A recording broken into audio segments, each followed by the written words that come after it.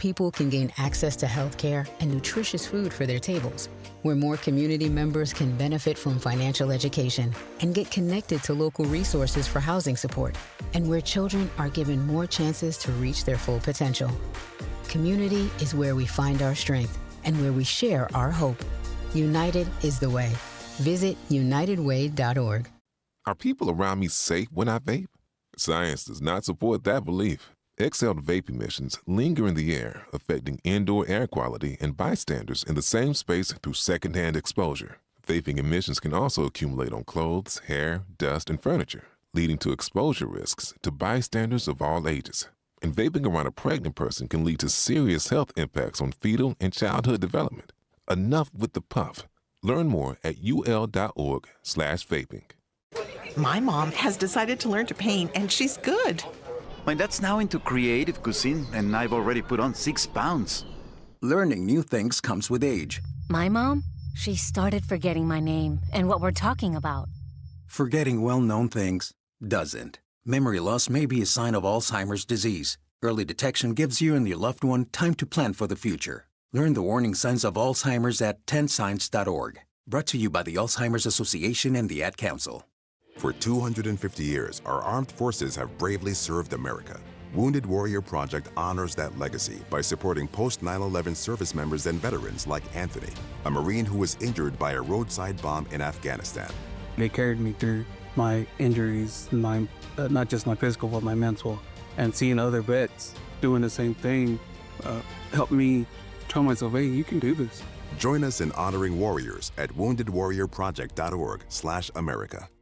You're listening to Milwaukee Black Talk on 101.7 FM. The Truth. And 1510 AM. W269DL. Milwaukee.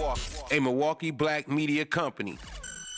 The views and opinions of the hosts and guests of this program are of their own and not a reflection of Milwaukee Black Media or 101.7 The Truth. Good afternoon, Milwaukee. You're tuned in to The Lunch Break on 101.7 The Truth, where everything is an option on the menu. And one thing about me, I'm a tough cookie, but I know what I can't do, and I'm not suffering. All right, I fought my whole life. I'm all right. Excuse me, Cletus. Hoppo, who this man? Yeah, I wasn't doing it. So I was like, I'm not paying $1,000 to sleep on somebody's couch. Grab your lunch, hit send on that email, and get ready for the best hour of your day. My way of thinking is that the parents do all they can, but once the kids leave out that door, whatever have you, they make their own decisions. I don't care if you're 9 or 99, it's still your decision about the situations that you get involved yourself in.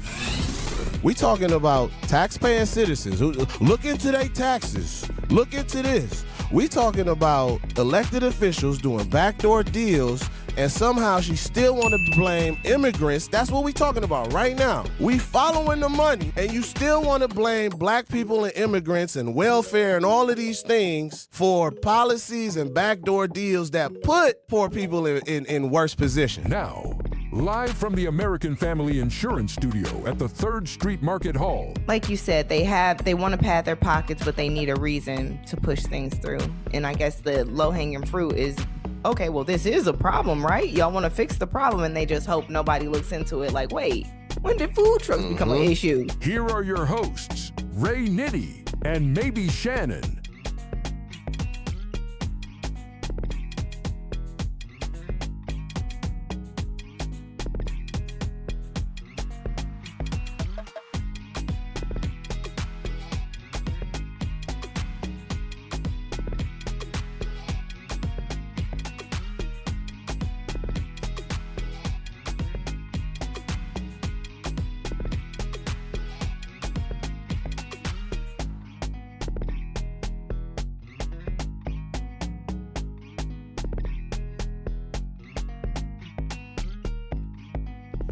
Good afternoon, Milwaukee. You are now punched in on your lunch break with your boy Ray Nitty and my co-host, maybe Shannon. You are live on Truth 101.7 FM, located live in downtown Milwaukee in the 3rd Street Market Hall from the American Family Insurance Studios. Shannon, how you feeling? What's up, Ray? I see you with the new hair. Who this? Okay. Hey, man, you feel me? You had to get crispy real quick, man. Shouts out to Culture. Got me. Culture got me crispy, babe. Culture got me crispy, man. You see it? I am kind of crispy. Now I got to go get the other part See you done. shining from here, man. You feel me? They spinning. Really? What's happening, man? How you doing, Shannon? Man, I'm doing all right. You know, I put my IT hat on and failed miserably, but we here. It's all right. Bruh. Man, tell the people where they can find us at, Shannon. Man, Shannon is crazy. make sure y'all follow us on Instagram and Facebook. Facebook specifically because we dang near hit our 500 followers. Y'all gotta become a part of the community, okay? Make sure y'all hit us up at the lunch break on Facebook. Make sure you follow our platforms as well. I may be Shannon on all platforms. That's Ray Nitty, of course. And make sure you guys call in. Make sure you join the chat. We're on YouTube at 101.7 The Truth. Right now, get involved, join the conversation, and make sure you give us a call too. What's that number, Ray? The number is 833-212-1017. The number to call in is 833-212-1017. You could also text that line as well. If you can't call in and you just want to text and share your thoughts and opinions, please call in. Text in, whatever you can, let us know. We are active in the chat, so you could catch us on YouTube, as Shannon has stated, and keep up with us there as well. And don't forget to check out the MilwaukeeCourier.com. And also don't forget, we also do have 860, WNOV 860 as well. Man, Shannon, we had it was a pretty packed show yesterday, man. It was. And we didn't even get to everything we wanted to get to. So that's how you know we some yappers, right? Man, the extendo, thank you for the extended hour. We had 2 hours. Lunch break officially is now 2 hours. So you could catch us every Monday through Friday from 12 to 2. We cooking something, y'all. We cooking something up here, y'all. Man, Shannon, yesterday we talked about the village. We talked about Young Miami and how important it is that we're paying attention to the messaging and music. When does entertainment become programming? And have we given up on our young people? And, you know, that's always have been a huge conversation for us here on Truth, because we have some callers that feel like, you know, it's not our responsibility to raise other people's kids, as some people would say, or so forth. And, you know, I always took the position of, like, are we giving up on our young people? Which brings us, Shannon, to this is how things be aligning. Which brings us to you was sharing earlier about Advanced Peace Week. I saw you were sharing that on your story earlier today, right? Yeah.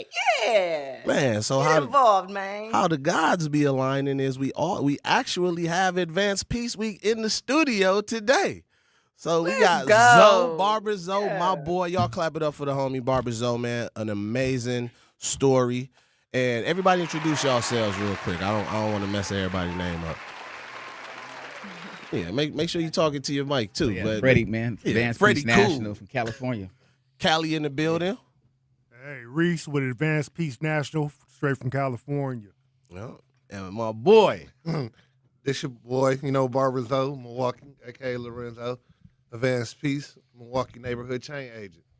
Man, so Zoe, I think it was very timely that y'all up here today, because, you know, we were talking about giving up on young people. Like, people were really calling in and saying, like, man, it ain't our responsibility anymore to raise anybody kids. I'm like, well, we straying away from that village mentality, right?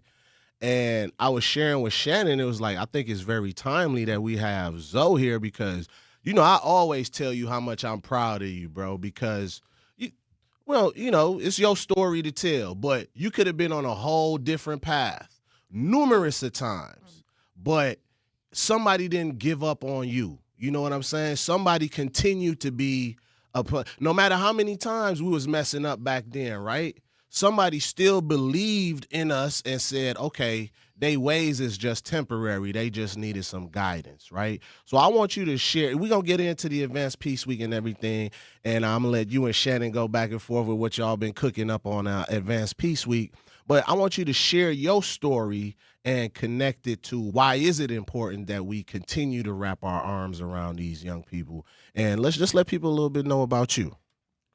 So a lot of people don't know, like, when they came up with a new law, 2002, October 1st, was actually my birthday.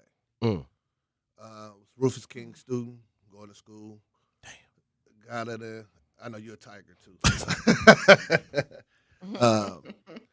But I got in some trouble, and on that day, October 1st, Tommy Thompson at the time was our governor. And Tommy Thompson passed a law that at the age of 17, you get to go to prison. Now, November 11th and December 16th, I caught 2 felonies back to back, which landed me a lengthy prison sentence. When I caught that sentence, it was my parents, you know, my sister. They didn't give up on me. They went crazy for me, you know. They showed me there wasn't no end to it. My mom asked me when I come home, I need you to do me a favor. I said, what's that, Mom? She said, I still need you to get your GED. I said, Mom, I don't know. I'm going back to the streets. I ain't going to school. So Mom, like, no, you got to go back to school. You got to get this GED for me. When I got out, first thing I did, I went back, got that GED. I graduated. That's what's happening. You know, things happen. Went back to the streets. When I went back to the streets, I was hard in it. You know me. Yeah. I was hard in it. I was like, man, nobody could tell me nothing, man. I'm a young cat getting money, living a life. It took a friend of mine. I think you were with me the day it happened. Yeah. That's kind of crazy. And you was trying to talk me down that whole day. You was trying to talk me down. I lost a friend, Frederick Perry. Yeah. And you were trying to talk me down that whole day. Yeah. I squeezed and wiggled away from you. I remember that. Yeah. And I am about to have my second daughter, Kylie. And knowing what I went through with my first child, I'm like, man, I got another little girl out here. It's going to be crazy. So I end up walking around my neighborhood. Around 27th and Melvina was a barbershop called Something Different. I went up in there. I said, man, let me get a job. They actually thought I was my man Sneed and gave me the job, thinking that I was him. I could cut hair. I ain't never cut hair a day in my life. I never cut hair a day in my life. So when I first got there, I wouldn't buy all the. I came in, they was like, man, what shop you coming from? I'm like, man, I don't want to tell nothing. Niggas. I don't tell nobody I ain't working at no shop before. I'm like, man. So I'm like, damn, man, I'm just good. So I finally got a dude with waves, like good waves. He had four, you know, them four. Yeah. Man, I messed dude up so bad, man. Damn. I messed you out of your damn mind. So I messed him up so bad. I was like, man, I quit. I went back around to the neighborhood. I'm like, man, this dude come around the corner looking for me, man. Y'all know what time it is. They like. It was that bad. It was that bad. I put some gashes in his head. Damn. So I was like, man, I went the next day to go get all my clippers. They like, no, man, you can't cut no hair. I'm like, man, I tried. They like, nah, fam. The owner at the time, he was like, nah, you ain't gonna give up. We're gonna put you on kid duty. I said, kid duty. He said, yeah, we're gonna teach you every day. You're gonna become this barber. And I'm like, man, shout out to Drez too, man. Shout out to big homie Drez. Drez really put me in, him, my boy KDB them. They put me on kid duty for about 6 months. Kid duty turned into adult duty to, hey, so cracking. Yeah. So after that, still got this demon on my back because I'm still trying to be one foot in, one foot out. Moms really get on me like, son, you need to go back to school. Like, what is she like? You got high, like, I got high expectations for you. You're my oldest son. And I seen what I was doing to my mama, man. I was killing my mama, man. And that's my number one fan. I was killing moms. Like, I apologize to her all the times I can. I was killing moms. Her and pops, they went crazy for me. I got people in my family like, man, you cutting hair or you still in the streets? And I'm like, man, I'm cutting hair.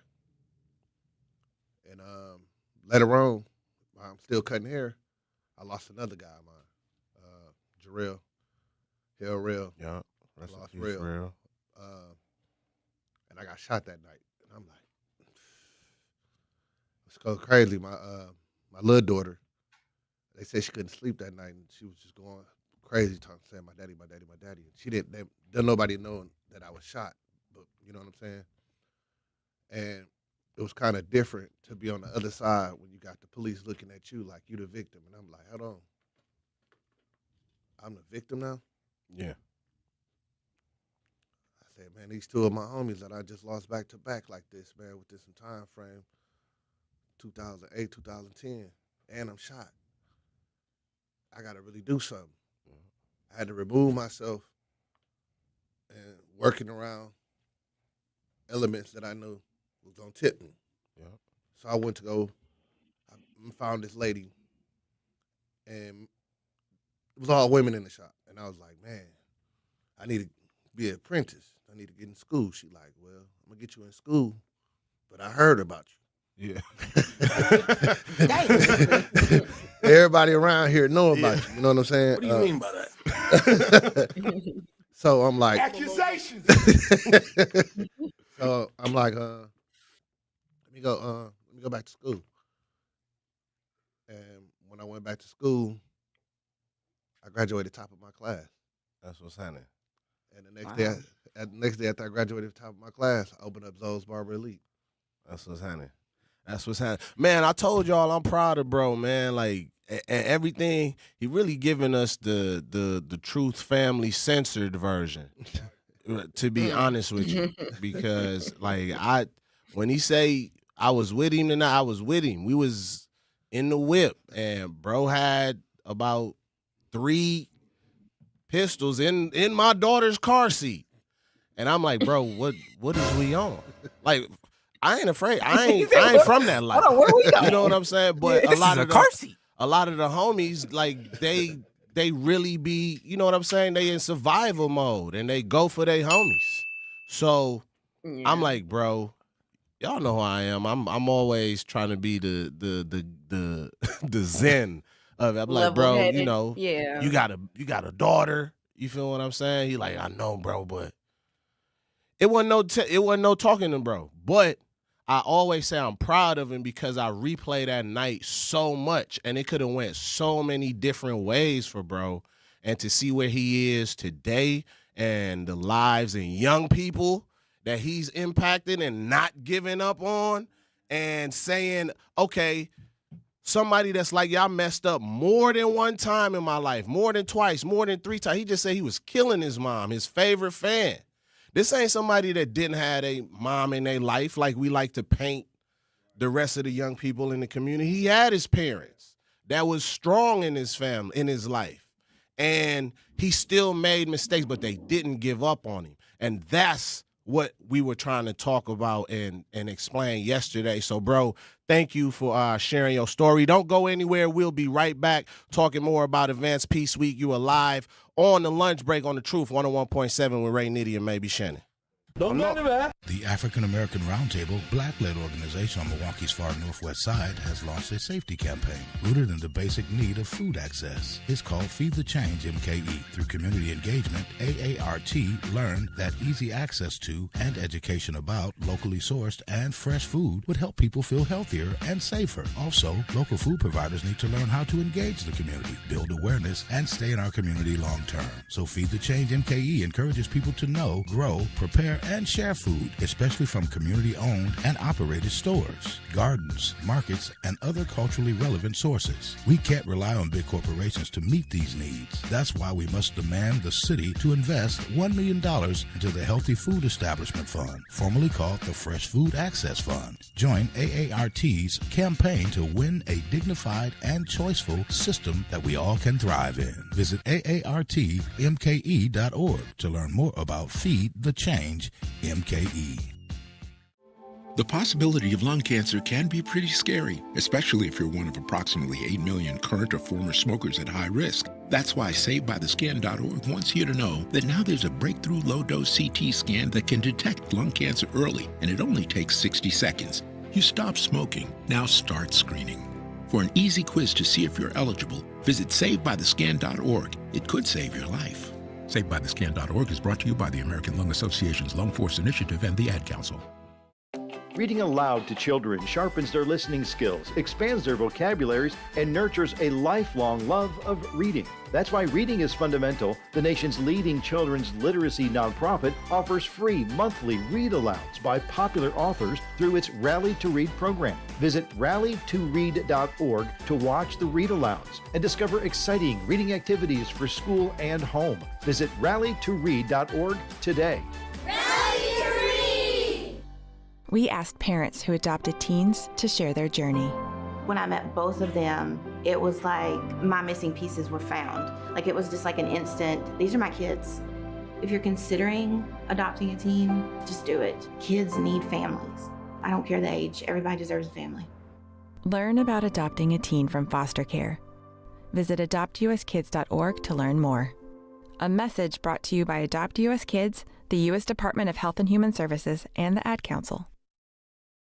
When I be feeling the vibe and wanna like feel how I used to feel, I used to be no more.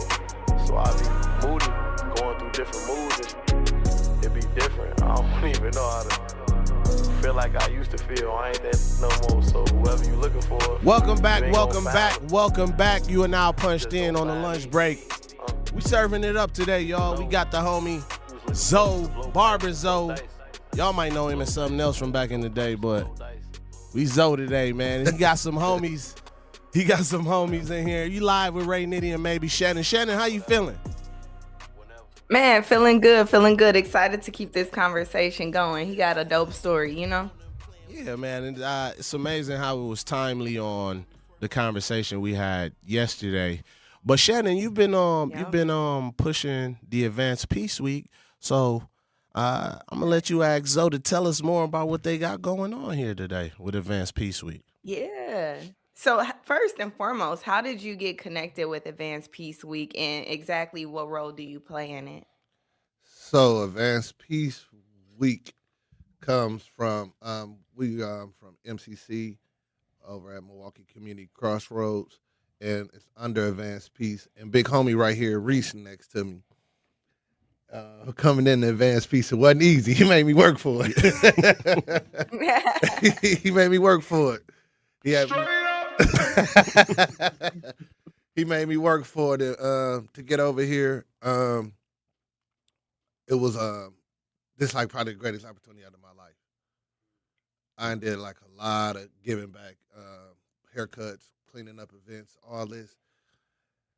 And it ain't nothing like this work we doing at Advanced Peace.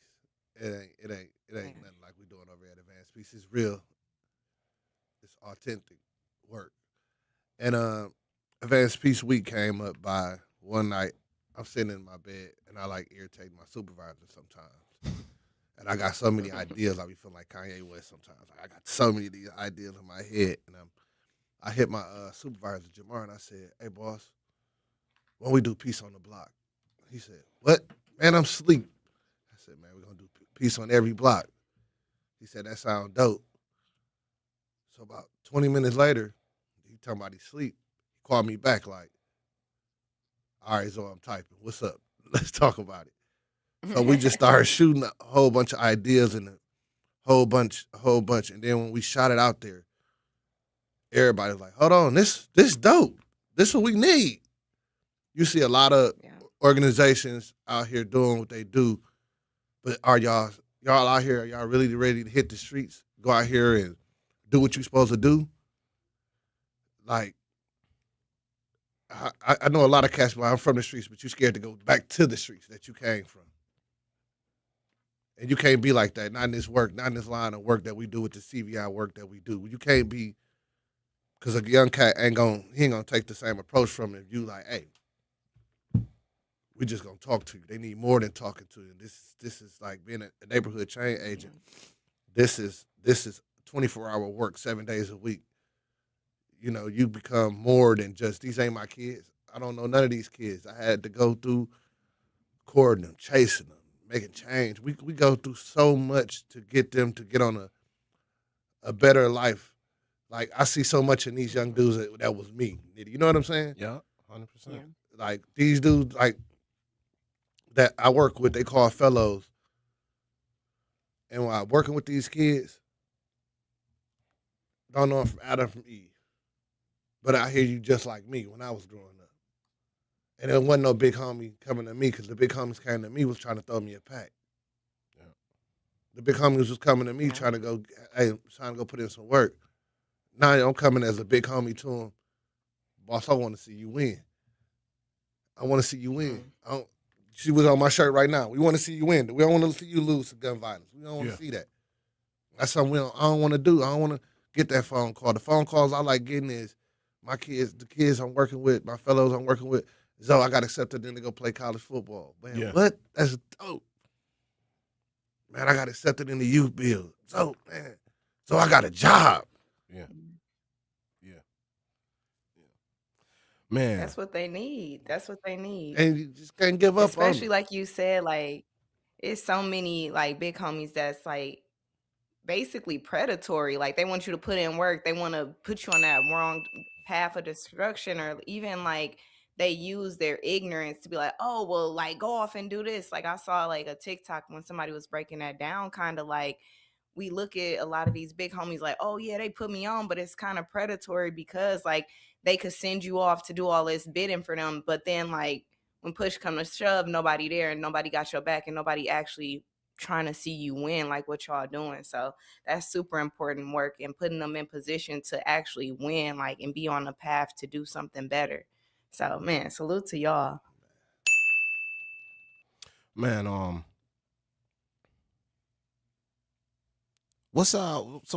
we got some you brought some friends with you, Zoe. So tell us y'all roles with Advanced Peace Week, and what do you all see the outcomes and would like to see happening with it? Hey, like I said, my name is Reese. I'm from California, the land of Lokes and Hunter Spokes. You know, we do what we do. We out here just supporting Advanced Peace Milwaukee in every effort to help this community heal from all the stuff that's been happening. And Advanced Peace is a nationally recognized gun violence reduction strategy. We started in Northern California, and we're all over the country, man. So we're trying to do good work, and Zoe is a perfect example of what a neighborhood change agent is. So I came out here with my partner right here, Freddie. So we out here just trying to make a difference in Milwaukee. We love Milwaukee. I'm really in love with Milwaukee public market. That's everybody's favorite place. Every time, and I'm going downstairs in a minute to go see some stuff over here. But we really appreciate the warm embrace and extended family that we do have out here now, and appreciate this opportunity, man. And we just want to help support Advanced Peace Milwaukee, especially my dude right here, Zoe.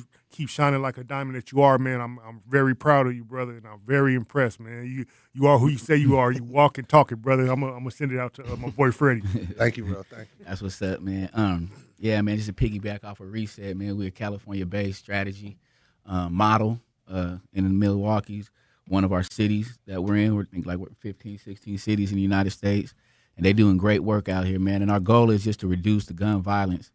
Like to piggyback off what Zoe said, man, we all came from that lifestyle as a youngster, growing up in the center of gun violence. And I was explaining to him right now, man, we're here for a reason. To your point, big bro, it could have went so many different directions, you know what I mean? And for us to still be here today, breathing and be able to tell our story is a blessing. And we got youngsters in our organization from 13 to 45, right? Because gun violence don't have no age on it. and just trying to help them fight obstacles in life, man, and get them a better outlook and opportunity. And I just want to piggyback off the big homie statement. I was telling somebody the other day, man, there's a difference between the big homie and the unk, right? The big homie, to Zoe's point, you know, he want to see you put in work, give you the pat. That's the big homie. The unks ain't going to, you know, guide you that way, man. They want to see a better you, see you prosper in life and have different opportunities, and then, you know, plant a seed and let it so on and so forth grow. You know, each one teach one. And we just out here to support the Advanced Peace Week. It's a beautiful thing. The whole team of Advanced Peace Milwaukee is doing their thing. And I'm watching with my own eyes, man, just flourish here in Milwaukee, man. And I'm in love with cheese curds since I got here. I'm lactose. I'm thugging it out. Like, yeah, man. Big shout out to Milwaukee. Take one for the team for them cheese Right, yeah, curds. man. I tell you, I'm taking it. You Yeah, gotta do. It's a blessing, man. Thank you for the opportunity for having us here as well. Man, for sure, for sure. So don't go anywhere, y'all. You are live on the lunch break, the extended lunch break with Ray, Nitty, and maybe Shannon. And then when we come back, we'll get into when exactly is Advanced Peace Week. And then we'll let y'all go back and say the streets, man. So we definitely appreciate the West Coast in the building with Milwaukee. Don't go anywhere. You are live on the lunch break on Truth 101.7. Not completing high school is more of a social thing than it was an academic thing. Even though all these years have passed, I still had that longing to have my diploma. At age 30, Carissa finished her high school diploma. If you're even considering getting your high school diploma, you can do it. No one gets a diploma alone. If you're thinking of finishing your high school diploma, you have help. Find free adult education classes near you at finishyourdiploma.org. That's finishyourdiploma.org. Brought to you by the Dollar General Literacy Foundation and the Ad Council. Hear that? That's the sound of your life. Perfectly imperfect. Beating in rhythm to the world you've created. But every time you drive after drinking, the music gets drowned out. Your life sounds pretty great. Don't let a buzz ruin it. Buzz driving is drunk driving. Don't drive buzzed. A message from NHTSA and the Ad Council. Doctors Without Borders is delivering life-saving medical care where it's needed most in communities around the world. From bandaging war-wounded patients in Sudan to providing clean drinking water in Haiti, we're in more than 70 countries worldwide, bringing patients from sick to recovering, from emergency to aid, from crisis to care. This life-saving care is made possible by a global movement of supporters like you. Thank you.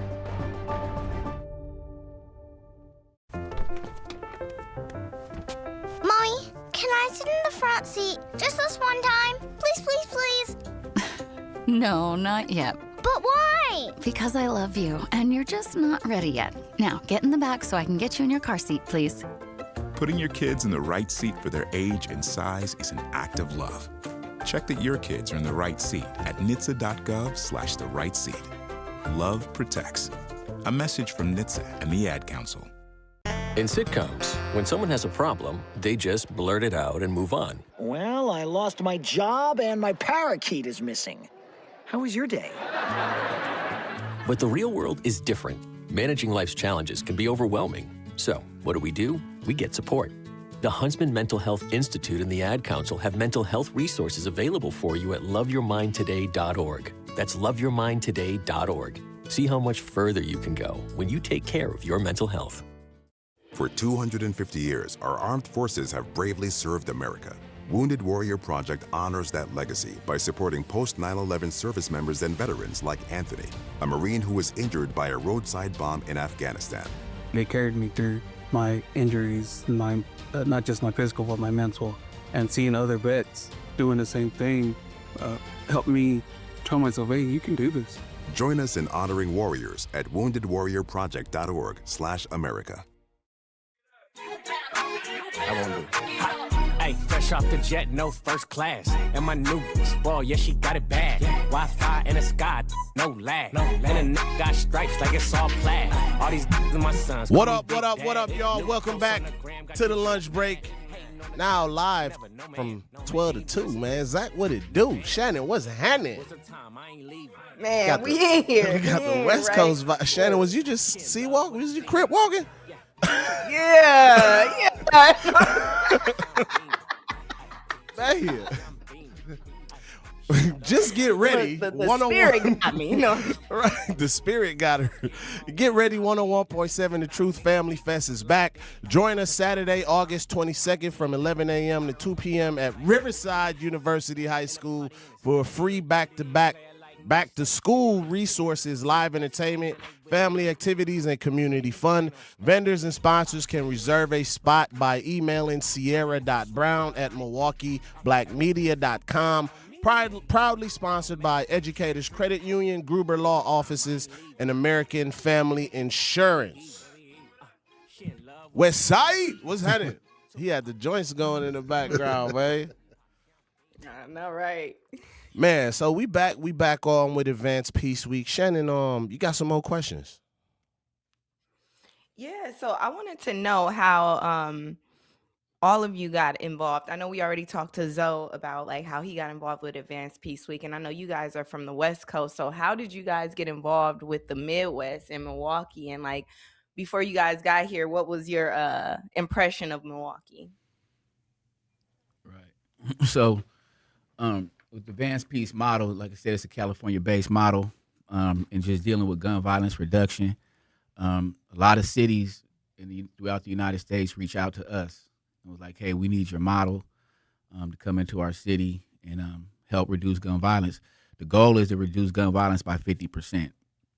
And then we hit our marks in every city that we touch. And it's a model, and we have to, when we come into these cities, we have to get the people from Milwaukee, the indigenous people that's from these cities, people like Zoe and the rest of his team, who's lived that lifestyle and transitioned over to this side of the fence. And now want to see good in their neighborhood. And then we train them. We train them on the model. It's like dealing with the fellows daily. It's basically not only saving their life, but changing their life as well. It's an 18 to 24-month cohort. And by the time they're hit the end of their cohort, man, we travel. We take them out, the city, the state, the country, and just to show them different parts of life and, give them opportunities. Like Zoe said, he was, he lived that lifestyle before, and he wished, he had somebody, he wished he had a Zoe in his life growing up, right? So now he has the opportunity to give those youngsters a chance and a shot at life and deal with that 1% that nobody wants to deal with, that 1% that they say, hey, let them kill each other or let them go to prison. And we say, nah, them was our kids, them was our people. So we wear plenty of different hats. We become their fathers, their uncles, their coaches, their mentors. We just wear plenty of hats with these youngsters, man. And by the time that cohort ends, man, you see a different youngster. Like I said, 13 to 45. You'll see they got smiles on their face. They got meat on their bones. They got, you see they dress different. Yep. They start modeling you. Like Reese don't eat pork. Mm-hmm. Now all his fellows, even he got Zoe not eating pork now. Like, you know what I mean? Like they start becoming a copycat of you, man. So you got to walk that walk and talk that talk and live that life. You can't be straddling the fence. You know what I mean? It's got to be transitioned over. And it takes a lot of training. It takes a lot of hours and work to put in. I have a saying, we call it 25-8, 366. There ain't no days off when we step into this line of work. So that's how we got here to the Midwest in Milwaukee. It was actually my first time coming to Milwaukee when I came here about a year and a half ago or something. My first time coming here. I liked it. Cool city, cool vibe. You know what I mean? And I see it's a lot of gun violence going on here. So we're just jumping in the fire and trying to make a change the best way we could. Yeah. Man. My experience here in Milwaukee was, I only knew about the Milwaukee Bucks. And then Laverne and Shirley and Happy Days. That was my only thing. So what I like about Milwaukee is a lot of history. Yeah. I'm walking down the street, you can see it's real historic. I like the fact it's a lot of black people. I like seeing my people, and I like they speak, they smile, they wave at you. They recognize you. Some of the cities I'll be touching back out west, it's be some ice grill hard stairs, man. But it's a sense of like family and community here, and I like that, man. I appreciate Zoe and a couple other of our people showing us around, showing us the delicacies of Milwaukee.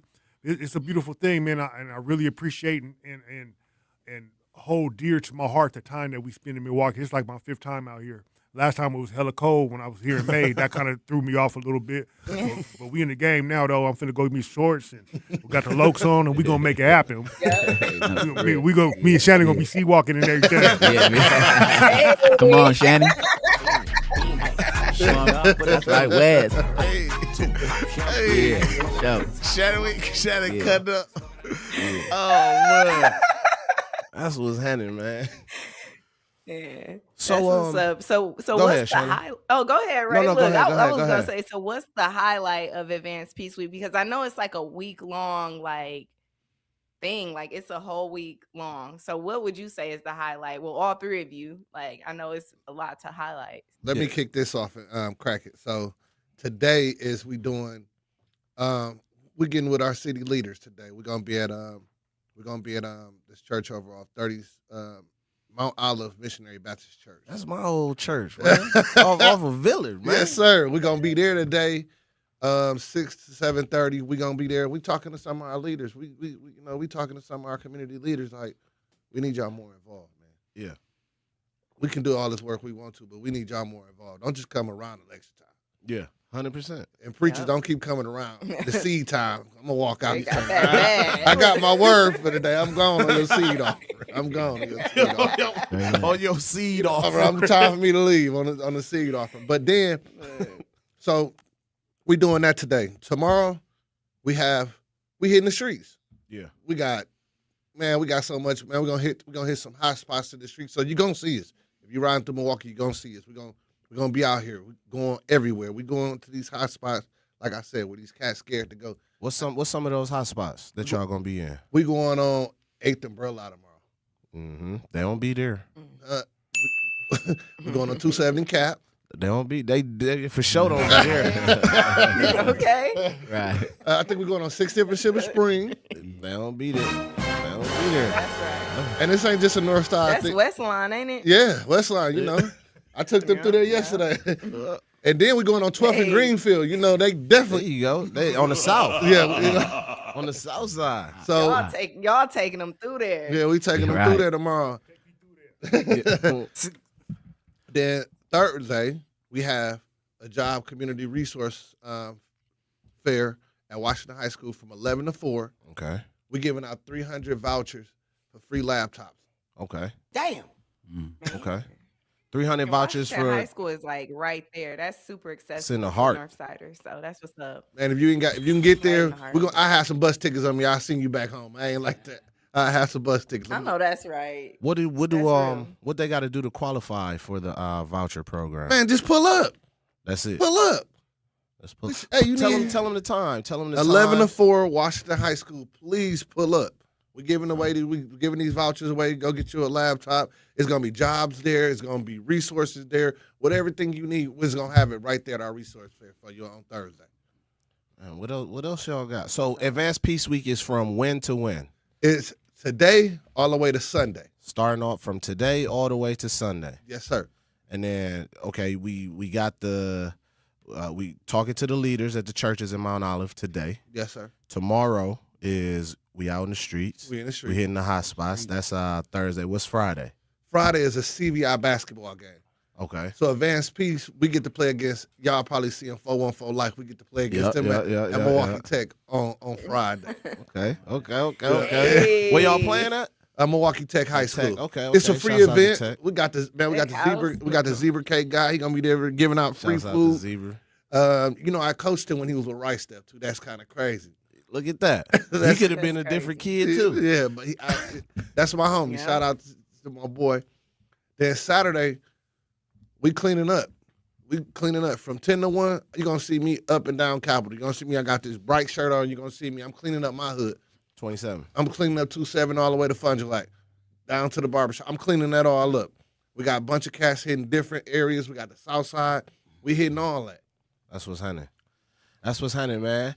What else you want to share? How can people get in touch with y'all? You know what I'm saying? AdvancedPeaceMKE.com, and you can register for any one of these events. This is all free. This is all off us, man. We just want to see y'all win this week. Anything else y'all want to share?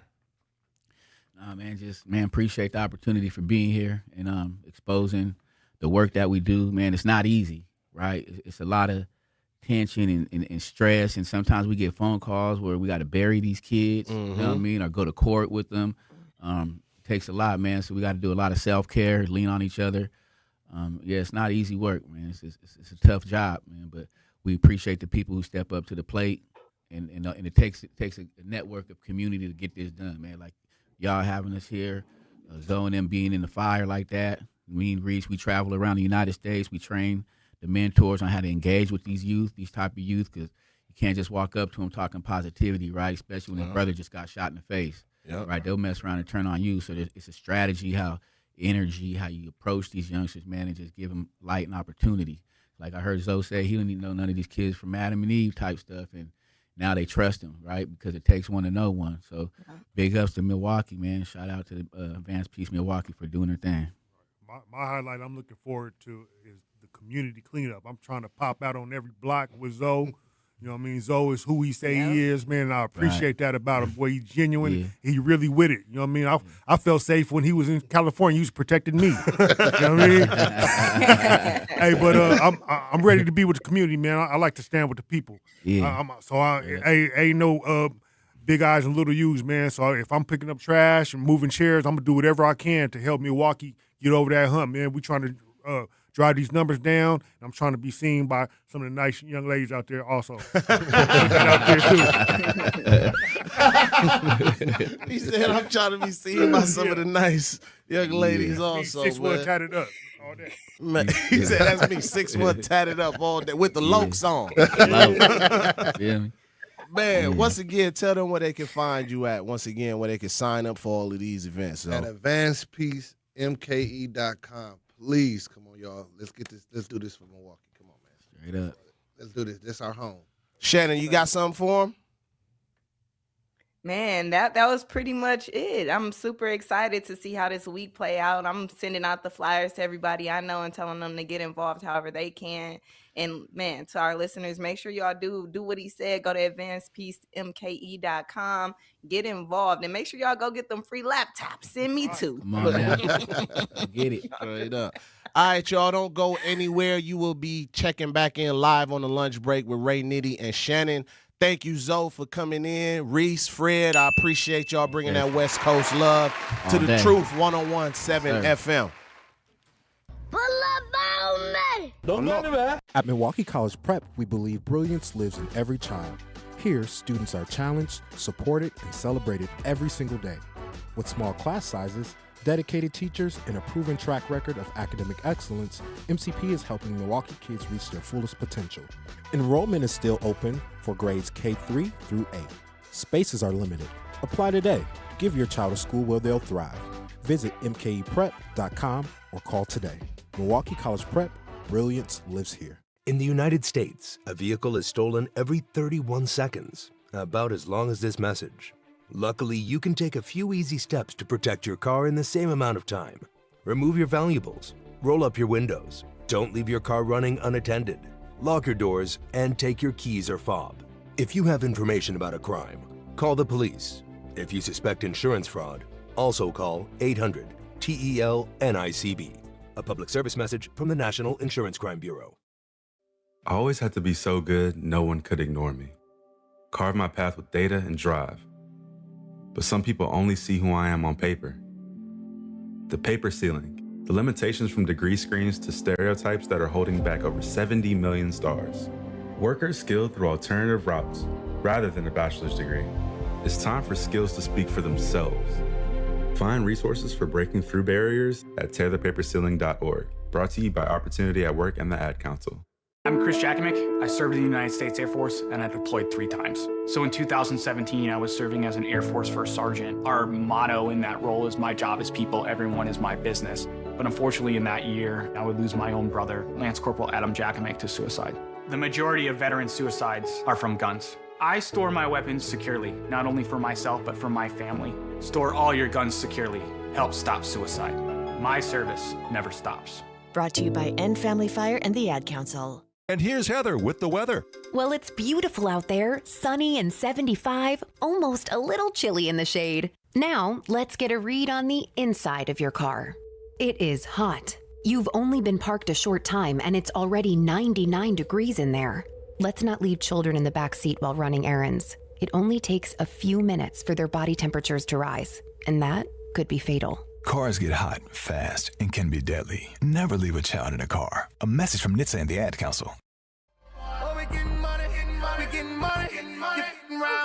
Check your head, give a day in the trap, you can find me. Start a cold dick, true suits in the name. Gold chain, Dane's on the Chevy sitting behind me. Cazelle, Cartier, lows, yeah, know the price. And what's even more enticing, I got it for lower prices. Criminal time shouted, I can beat the store price. Man, now we need some boiling water and some baking soda. And a cup of J, we get the rolling, then we taking over. We getting paid on the daily, the hustle is all we know. Like if they come and raid the day, then we gotta go.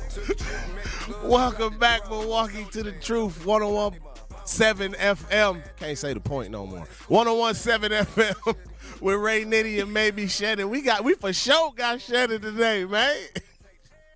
What I do? No, I said we for sure got you. We don't maybe got you today, Hey. Shannon.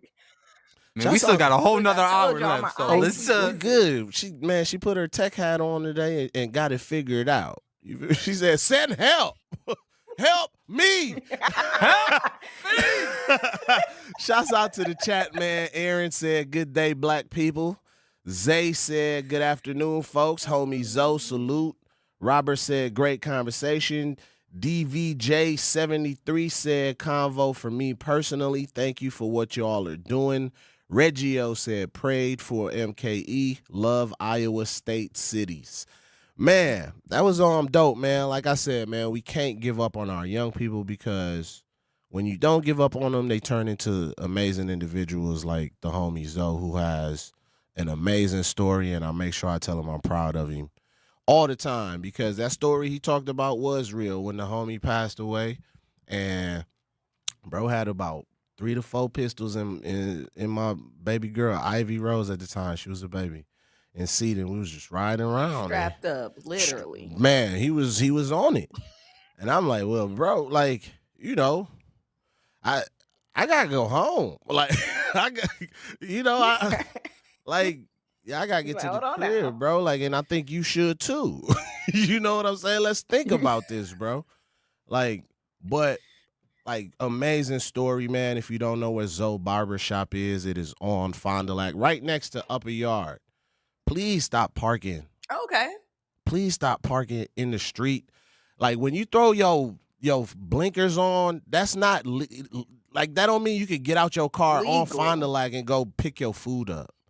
Like, stop that. I don't please. see how people would be comfortable doing that. I'd be scared to park legally right there. Like, that's such a problematic area. Like, and then to do something like that is wild. Like, the way people come around that corner. Man, yeah, Fond du Lac and and Capitol. once you come just, man, like, what? Like, we don't be living on the edge. Shannon. But anywho, what I do? Man, you did some digging yesterday, Shannon. That's what you did. I did some digging. And you brought something else to my attention that I think would be an amazing conversation today. And we wanted to talk about the care gap, the disparities that Black women are facing when having to go and deal with some sort of medical care, whether that be childbirth, whether that be for cancer, whether that be for all types of different treatments. Yeah, Shannon. So what did you dig up? What you serving for us today? So that laugh I was just is mentioning insane. to Ray. I mean, I've been digging. No, but Oh my God. Thanks for the my hockey. bad, y'all. I play too much. I'm trying to grow up. All right. I'm trying. Look, all right. But what we were talking about basically was the care gap. And I was explaining to Ray that despite Black women, right, you look, Ray over there still laughing, this distracted. And that's what I'm trying to say. I'm easily distracted. Yeah. Listen, I'm sorry. we're trying to talk serious business. I'm sorry. Anywho. Continue. So Black women, basically, like, it has been said that police to Black men are doctors to Black, or are what the doctors are to Black women, if that makes sense. So because of the care gap, a lot of women, Black women specifically, go into the hospital and they feel like they aren't being heard. Their concerns are being taken seriously. A lot of times they're being under medicated because of, I would call it systemic racism, right? Like not outright racism, but because of like different thoughts and beliefs about Black women, they're being under medicated and under cared for. We also brought up the point that a lot of times rich Black women receive worse care than the poorest of white women. And like it doesn't stop with like education, it doesn't stop with like the gap in pay like I just brought up. So what brought us to that conversation, right? I think it was just because we were talking about that child that drowned, and like the question in my mind came up, like I wonder what the parents look like, because it's a known thing, you know what I mean? And it could be that the doctor just is a horrible doctor. That's possible. Right. But that's one of the questions that came to my head first, because I understand like what the medical field is to Black women. So it made me wonder. And going back to talk about that situation, if you guys don't know, a child in February drowned in a pool. Well, almost drowned, because drown means you did not make it, right? So in Arizona, a child almost drowned in a pool. The parents took this child to the hospital, and the parents overheard the nurse, or I believe the police officer overheard the nurses saying, I think we got a pulse. But the doctor quickly was like, I'm going to go pronounce this child deceased to the parents. And he went on to tell the parents that the child had passed away. The police officer kind of was like, yo, like, this child hasn't passed away yet. The nurse still working on them. They think they got a pulse. And the doctor was like, I'm a doctor for a reason, just popping stuff. Lo and behold, that child ends up in the morgue alive. What? Not even brain damage. Alive. Found the child breathing. Live and breathing. In the morgue. Child alive right now today.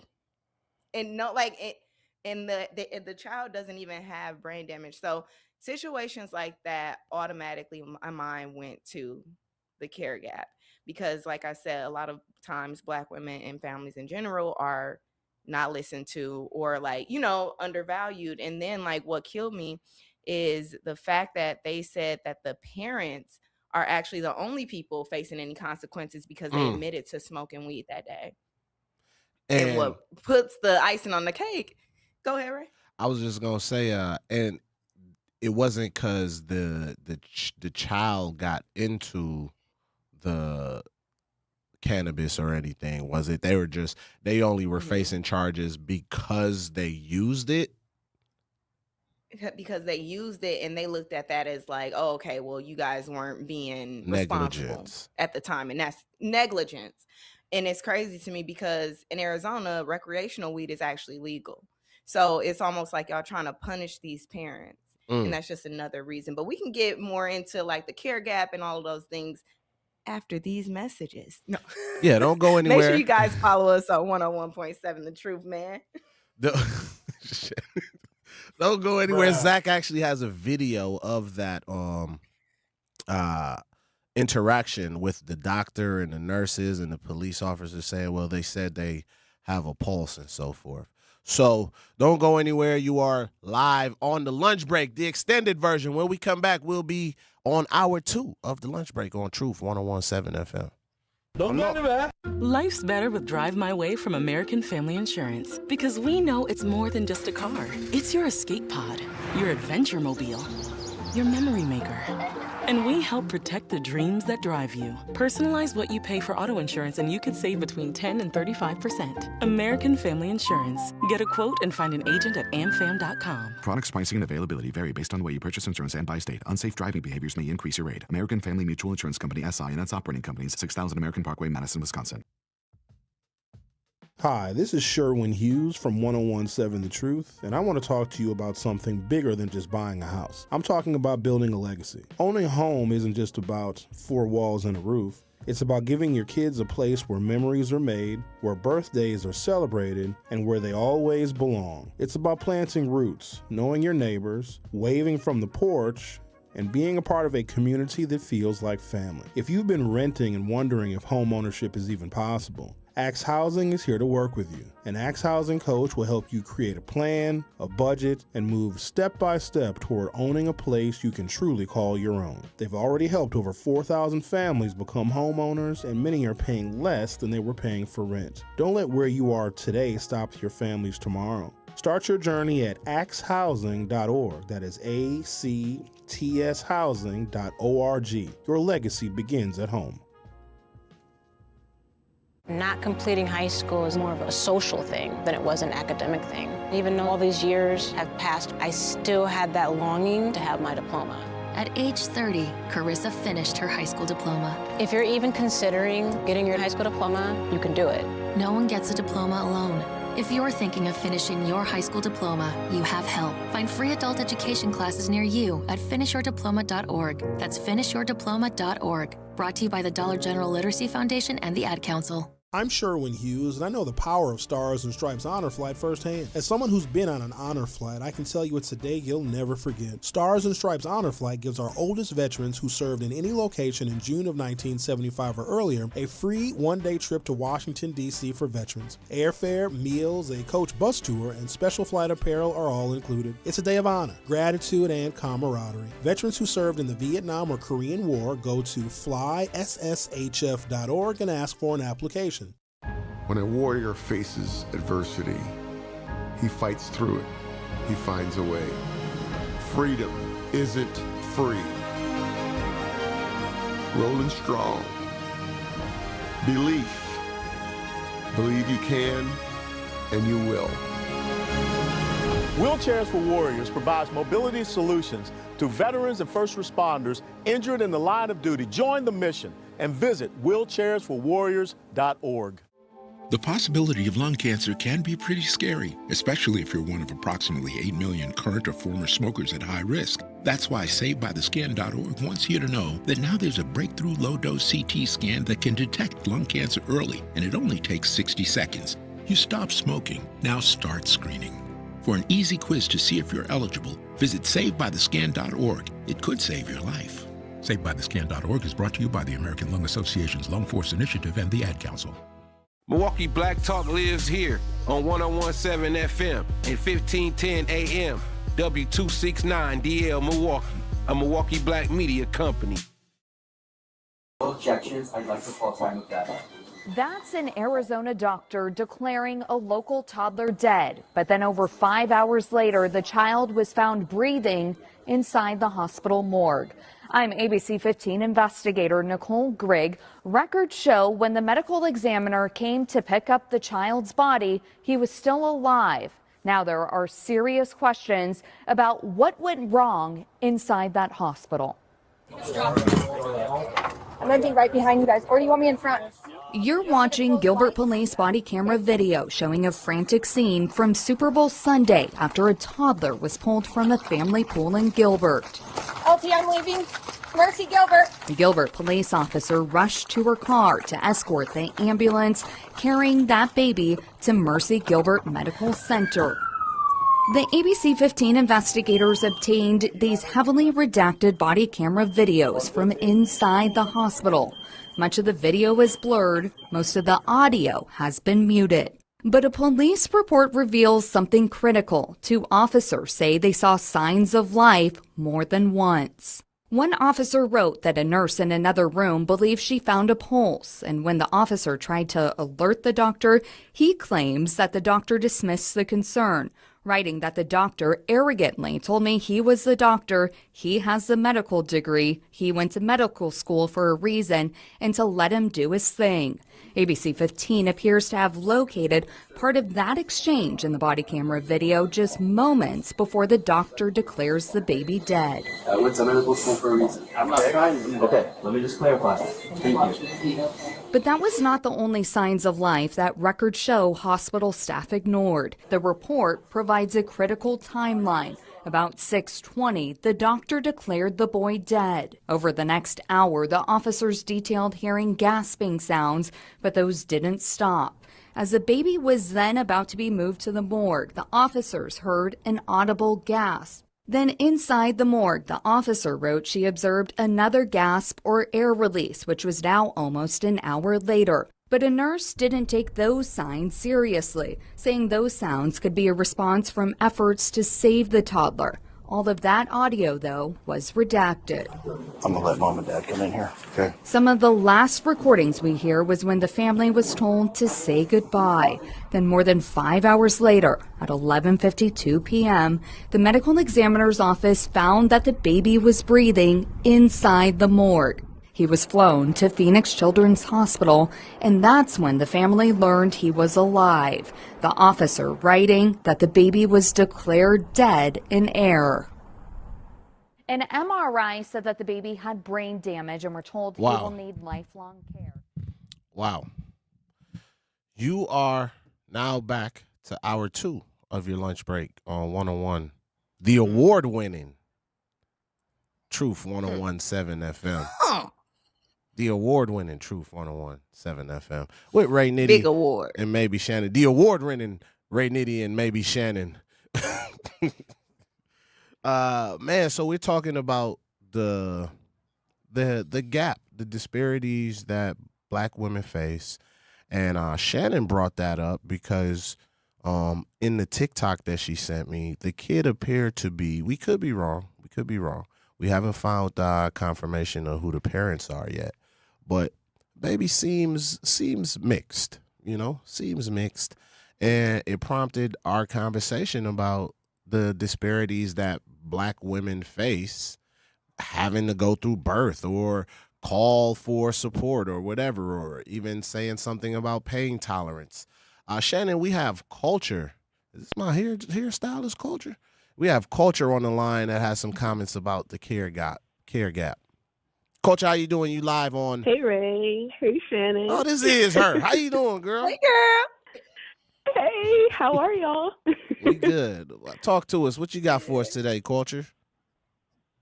Yeah, I just wanted to comment about the care gap because I definitely agree and I've definitely experienced it firsthand, especially, throughout my life, but especially here in Wisconsin and specifically with having like my second child.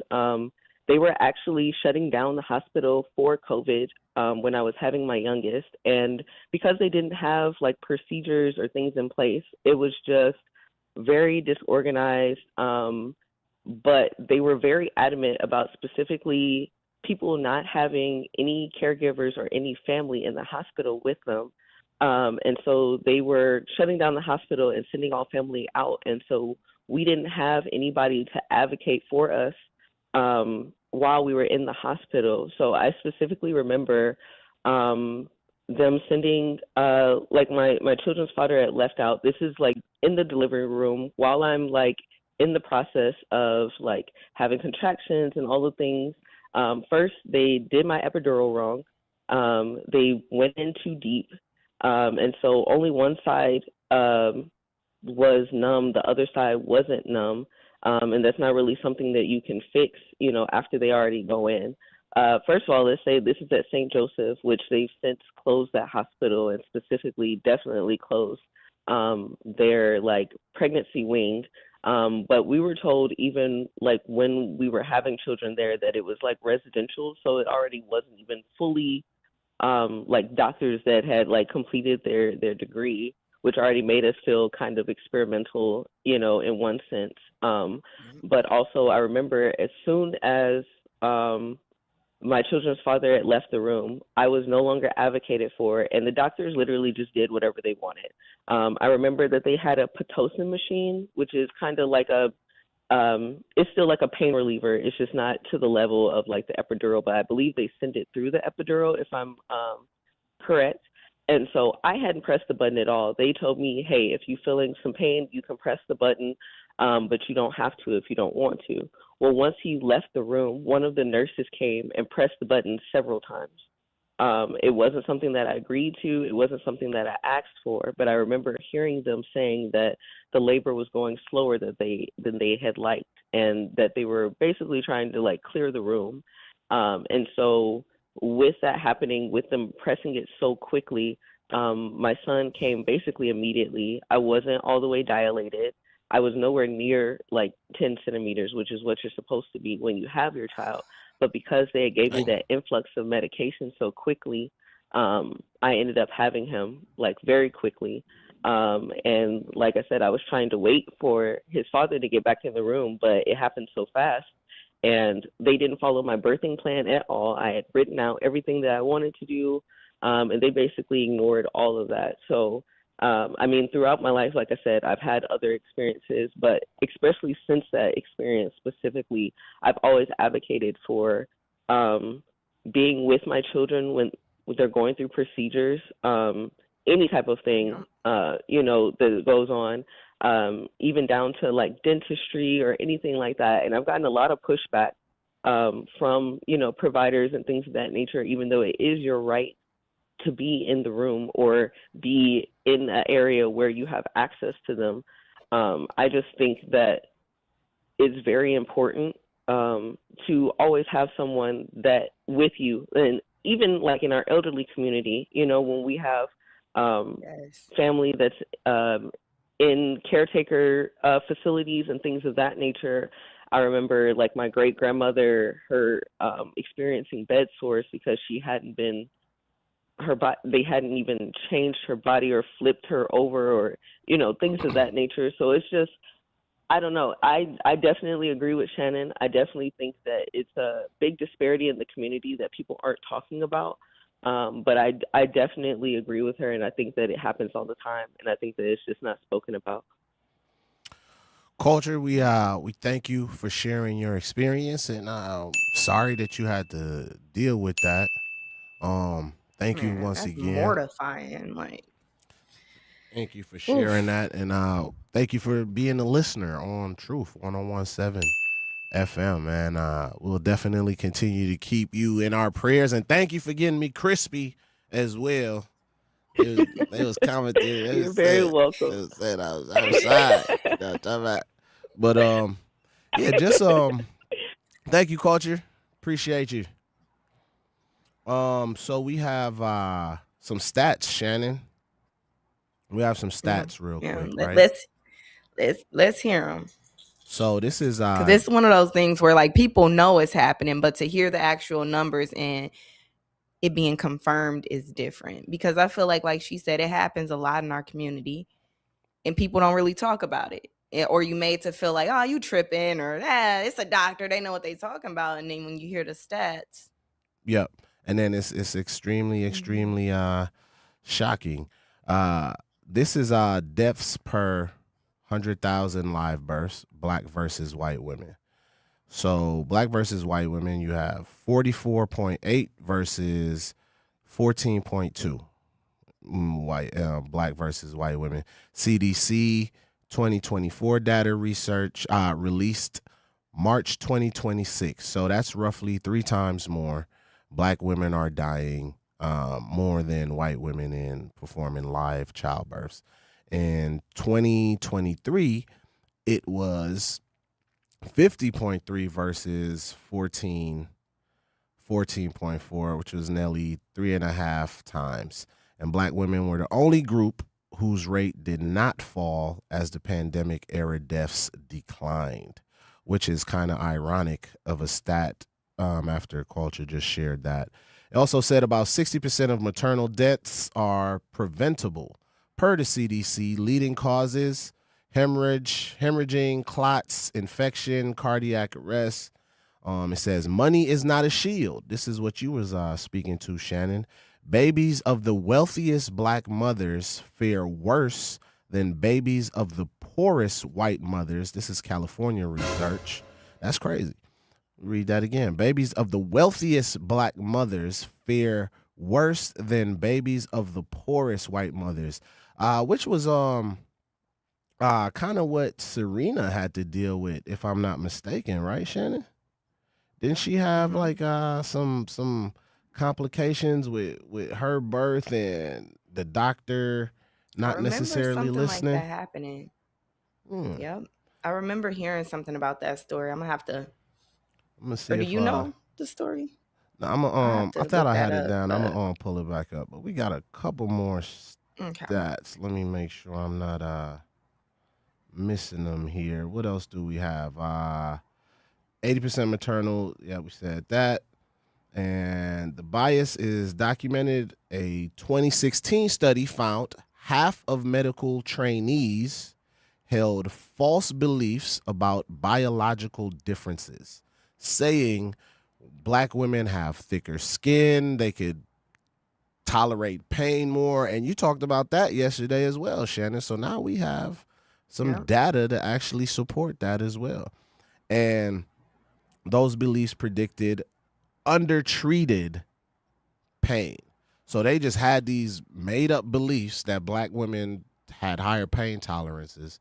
So they treated them less, didn't take care of their pain levels. We got CC Cocoa Butter on the line. Let's see what she's talking about, Shannon. Hey, Ray. Hey, Shannon. How y'all doing? CC, how you doing? Good. I'm good. Can you hear me? Yep, we can hear you. Okay, cool. No, I just want to chime into the conversation just because it definitely hits home for me personally. Being a black woman that lived most of my life here in Milwaukee, Wisconsin, and dealt with the medical system, not only for myself, but for my grandmother and my children. And just off of a personal standpoint, I know when I had my son, actually both my children, I have stories, but my son is like the biggest one. So I went into labor with my son 2 weeks early, or 2 months early. I had him at 33 weeks. And prior to that, probably about 2 weeks before I had him, I had a regular appointment to get checked and whatever in my pregnancy.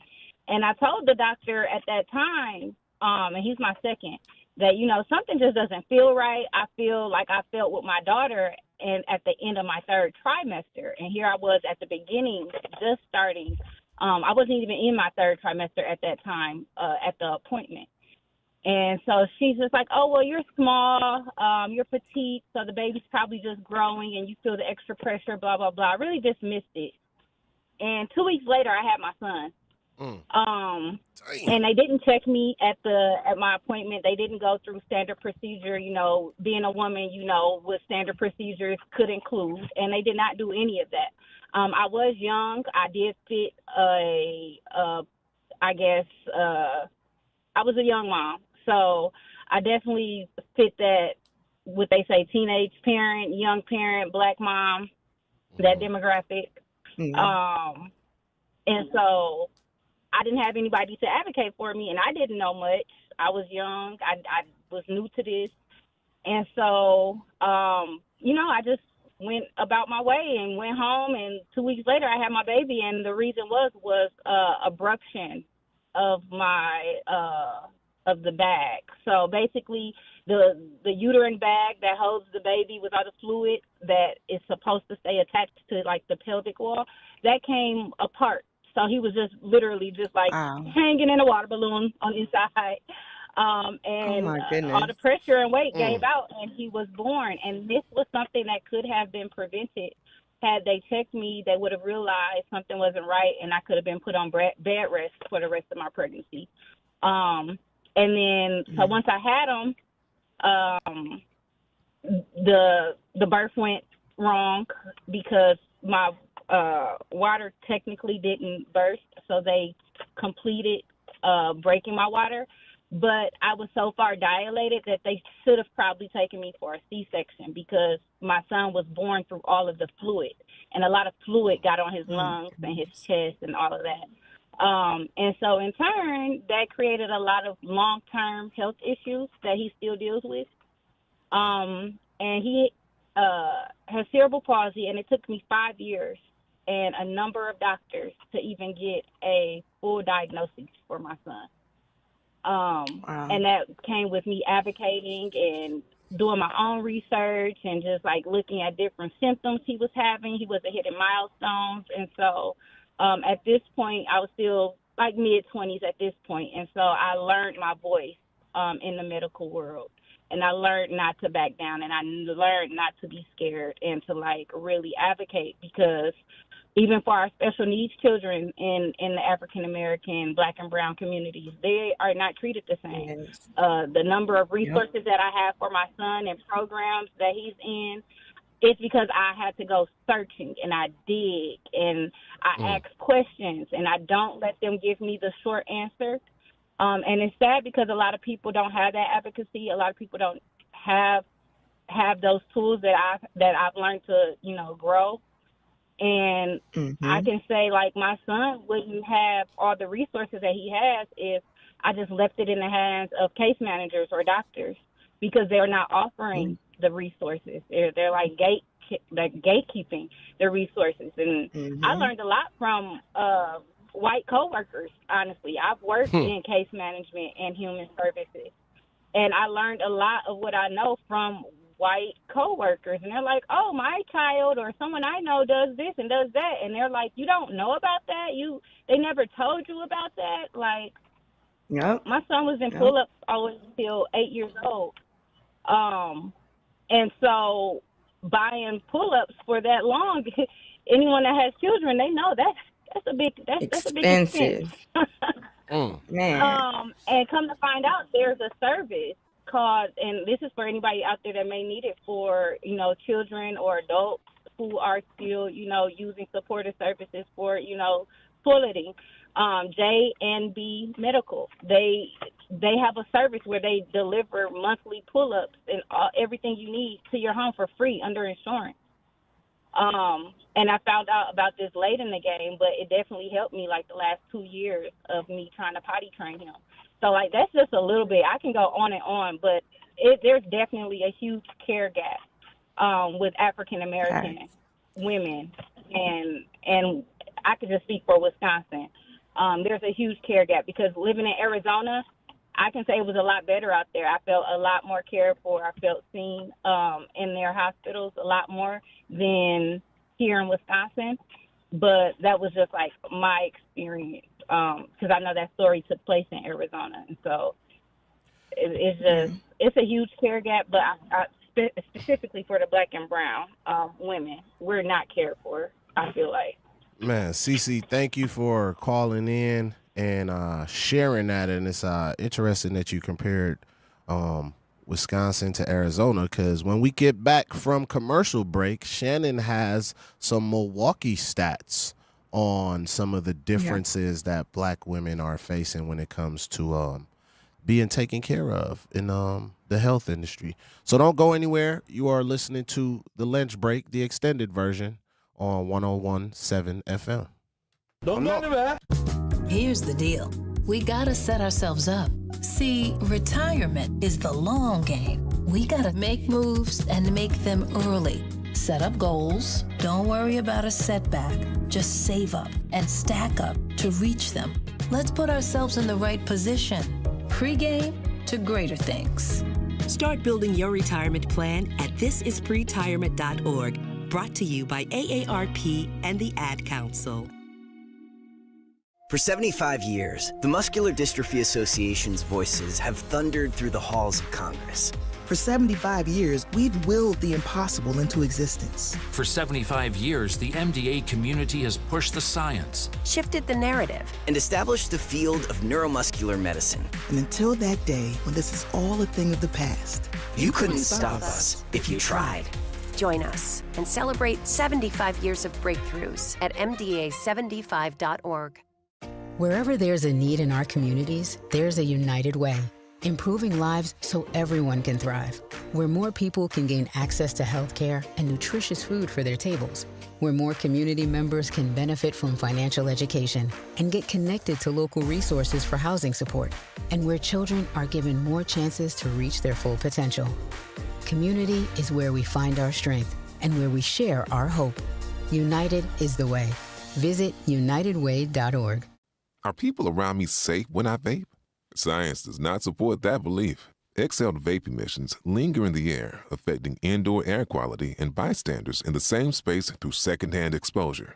Vaping emissions can also accumulate on clothes, hair, dust, and furniture, leading to exposure risks to bystanders of all ages. And vaping around a pregnant person can lead to serious health impacts on fetal and childhood development. Enough with the puff. Learn more at ul.org/vaping.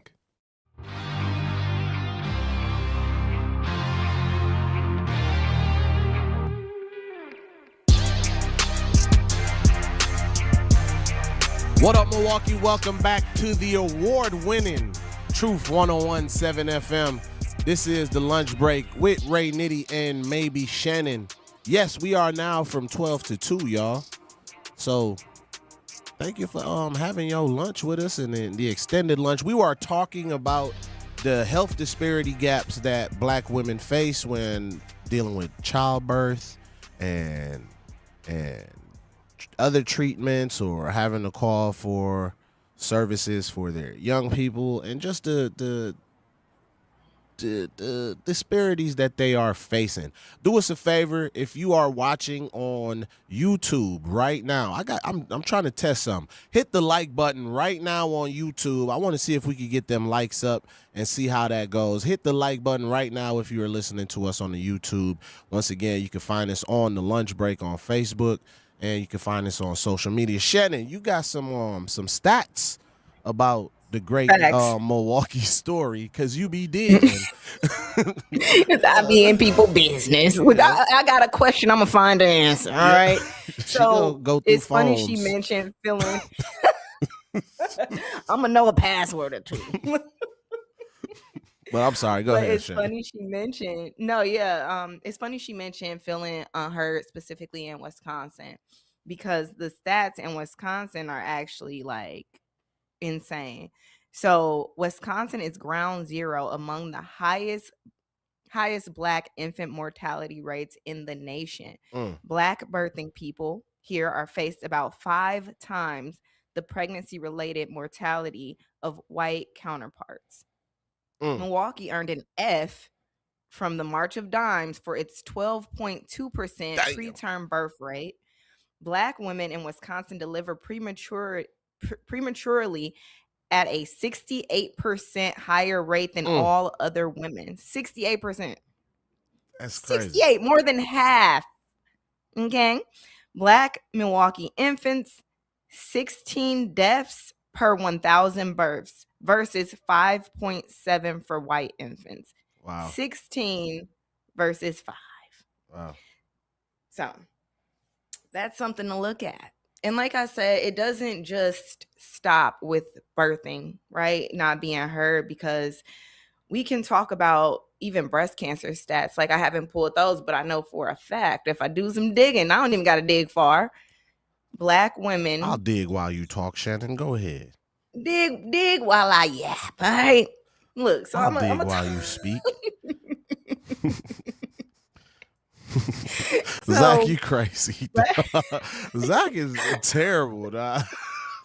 He just as childish as Shannon. I don't even. He is. Look. Yeah. No, I'm just trying to throw him under a bus. Yeah. But yeah, when it comes to breast cancer, right? We are more likely to die of breast cancer or be, I think, underdiagnosed, right? And obviously you're doing the digging. We're going to get those stats in just a second. But I do have a story, because my cousin actually is a breast cancer survivor. And the crazy part of this to me is she says she went to the emergency room multiple times and was basically like, not heard, shooed away, and was told, oh, you got some type of infection. It's going to go away. Take this, until it was finally found that she had breast cancer. And I believe it was stage 4. So she had to go through like chemo. She had to have like a double, I believe it's double mastectomy, where she had to get both removed. Like, she had to go through the ringer. And the wildest part to me is like, it's a known fact that Black women are normally like not heard when it comes to this. And on top of that, they always ask, when you have like concerns about your breasts and stuff, they always ask, do you have Do you have a family history of this? You know, her mother died of breast cancer. So you would think somebody would be like, maybe this is the problem, right? But no, nobody double checked that. And she said she went multiple times just to be turned away, just to be not heard, just to feel like be gaslit essentially. And like I feel like they have that really bad in our community, where they will gaslight us. They will treat us like we don't know our own bodies. They'll treat us like we don't know what we're talking about. Very dismissive of our concerns. It's almost like the McDonaldization of healthcare, where just get in and out. You know what I'm saying? Like you got these people, and I feel this way about policing. I feel this way about medical staff. You got these people that only experiencing us on our worst days. They don't know us. They don't know how we talk. They don't know how we maneuver in our communities. They come from who God knows where, about an hour away, and their first interaction with Black people is what they see on Fox 6 News and what they see when it's the worst days of our lives, right? If you're a police officer, you're responding to, don't nobody want to call the police. You're responding to what is somebody's worst days. If you're working in a hospital, you are responding to what is somebody's worst day. There are people that frequent, like, you know, hospitals and stuff like that, but most of them are mentally ill. The vast majority don't want to be there. Yeah. So it's just crazy to me how dismissive people are, or how they act like people just want to hang out there instead of actually hearing people out and taking their time. But I'm gonna let you give us some stats. I did some digging, Shannon. So what I found was Black women have a 5% lower breast cancer incidence rate than white women, but a 38% higher mortality rate. And this is from the American Cancer Society. This is from 2024 to 2025. So Black women are having cancer at a less rate than white women, but are dying more. 5% less, but dying more than white women. Older reports put it at 41%. The gap has held at 40% or higher for a decade. Cleanest on-air phrasing, likely it's probably roughly around 40%. Raw numbers, 28.4 deaths per 100,000 for Black women versus 20.3 for white women. Young women, the most devastating stats, Black women under 50 die twice the rate of white women that age. So white women under 50, Black women under the age of 50 die twice the rate of white women that age. Black women are twice as likely to be diagnosed also before the age of 35. So we got some stats on why it happens, but we got Lisa on the line. Let's go see what Lisa has to say. Lisa, good afternoon. You are on the lunch break with Ray, Nitty, and maybe Shannon. How you doing? Good afternoon. Good afternoon. I was calling to say, look, I done been through, HELL and back, and I had 20 surgeries. I don't believe in just settling for I don't know, or, I am my own investigator of my own body. You cannot tell me. If I'm thinking about something and it's rolling in my head, that means I'm not done yet. I'm still lost. Talk to me like I'm 2 years old. See, this is my body, and you're not going to tell me what you think is best for it or what you think should be or whatever. See, I just went through a kidney, trying to get it back on the kidney list. So after UWM and UWM Madison and here denied me, I took it further. Not only did I take it further, I took it to Mayo Clinic in Minnesota. Now, if Mayo Clinic can't help you, nobody in the world can. So not only did I take it to Mayo Clinic, but I said, I want to speak to the head one that does this. So I talked to him that specializes in what I do, and he does over 100 of these. And if nobody can do it, if he can't do it, no one can. So after, he went through it, he said, I'm not going to tell you yes or no, but I'm going to look over everything. He looked over everything, got back with me in about a week and a half, and he said, unfortunately, with what you got, I checked every option. And like I told you, I did over 100. I do all these, this is what I do. This is why I specialize in what you got. So they couldn't put a kidney in because, all the, stuff was going on. He said, unfortunately, you will pass away on the table. So I left it alone. They offered me to even go, no, ma'am, I'm done. I'm done. I'm not going any further. But let me tell you something. You women out there, no matter what it's cancer, birth rate, stop. Because, look, I lost a child, too, at 8 months old, listening to the ultrasound lady. Oh, he's just growing or whatever. No, unfortunately, a umbilical cord was around his neck. See, we need to take it further and further. If I would have known that, because, see, she's a specialist. That's what we mess up on. Oh, they know. No, they don't. Yeah. They are doctors. They're doctoring on your body. They don't know. You don't know. So they don't know. So you take it further. Take it to the next level. If they can't help you, go somewhere else.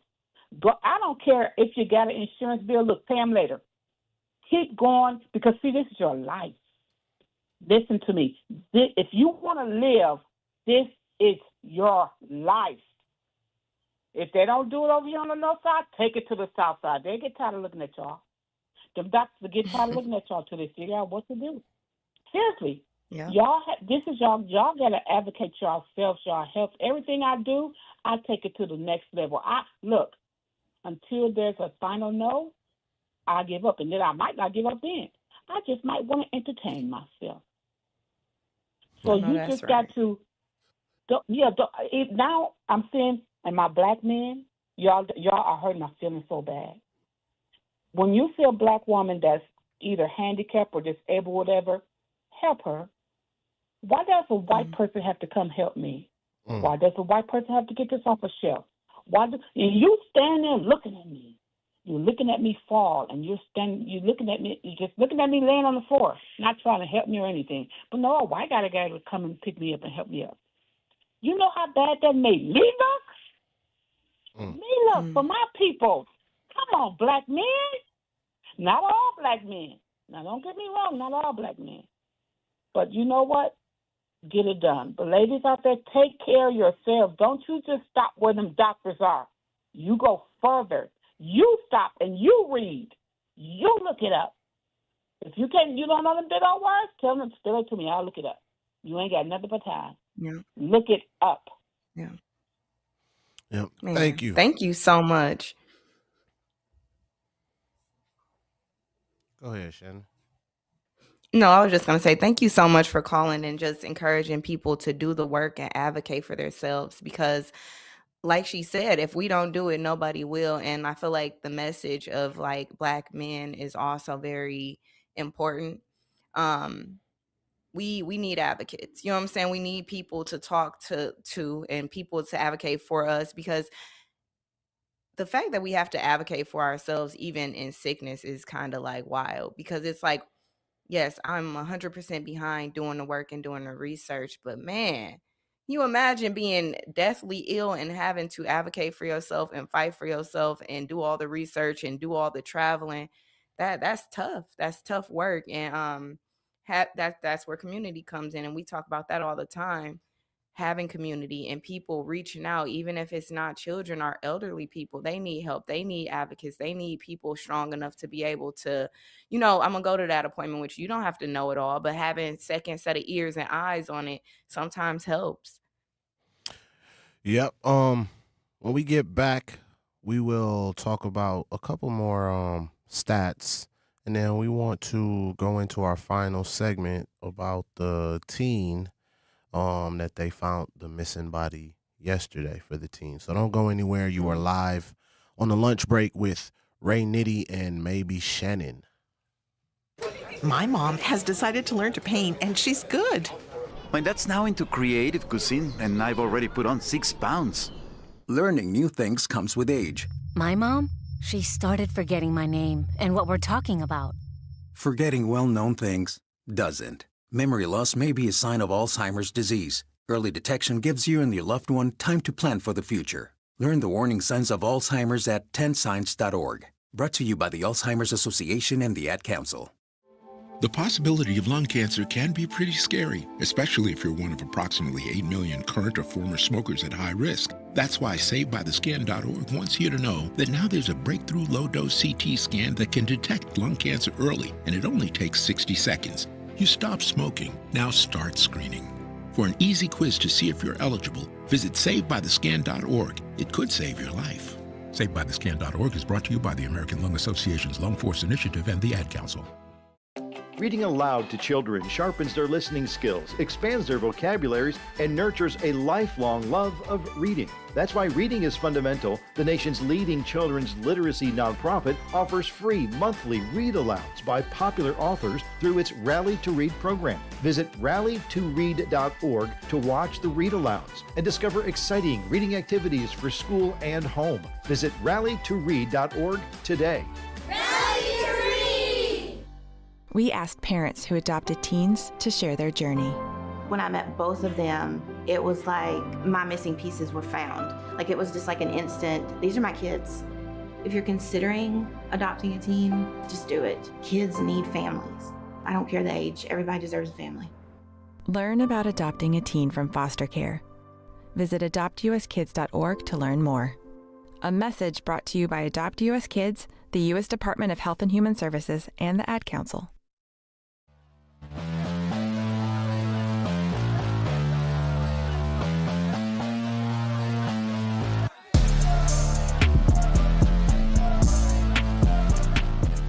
What up, y'all? Welcome back. Welcome back. You are now listening to The Lunch Break with your boy Ray Nitty and my homegirl, maybe Shannon, on the award-winning Truth 101.7 FM.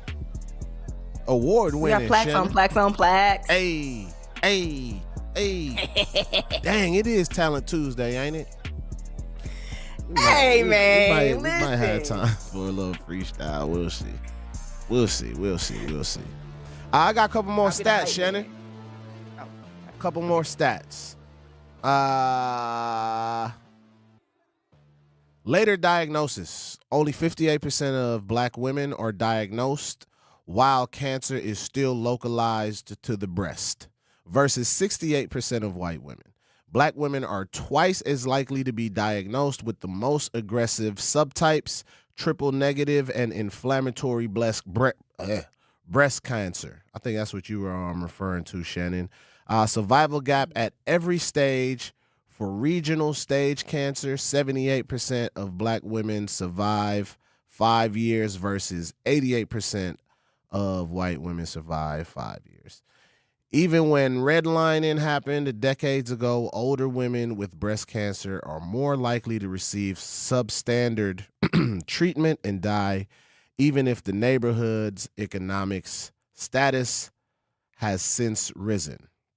And they said the stats that kills the it's genetics argument, right? So they can't say it's genetics, black women, blah, blah, blah, whatever, right?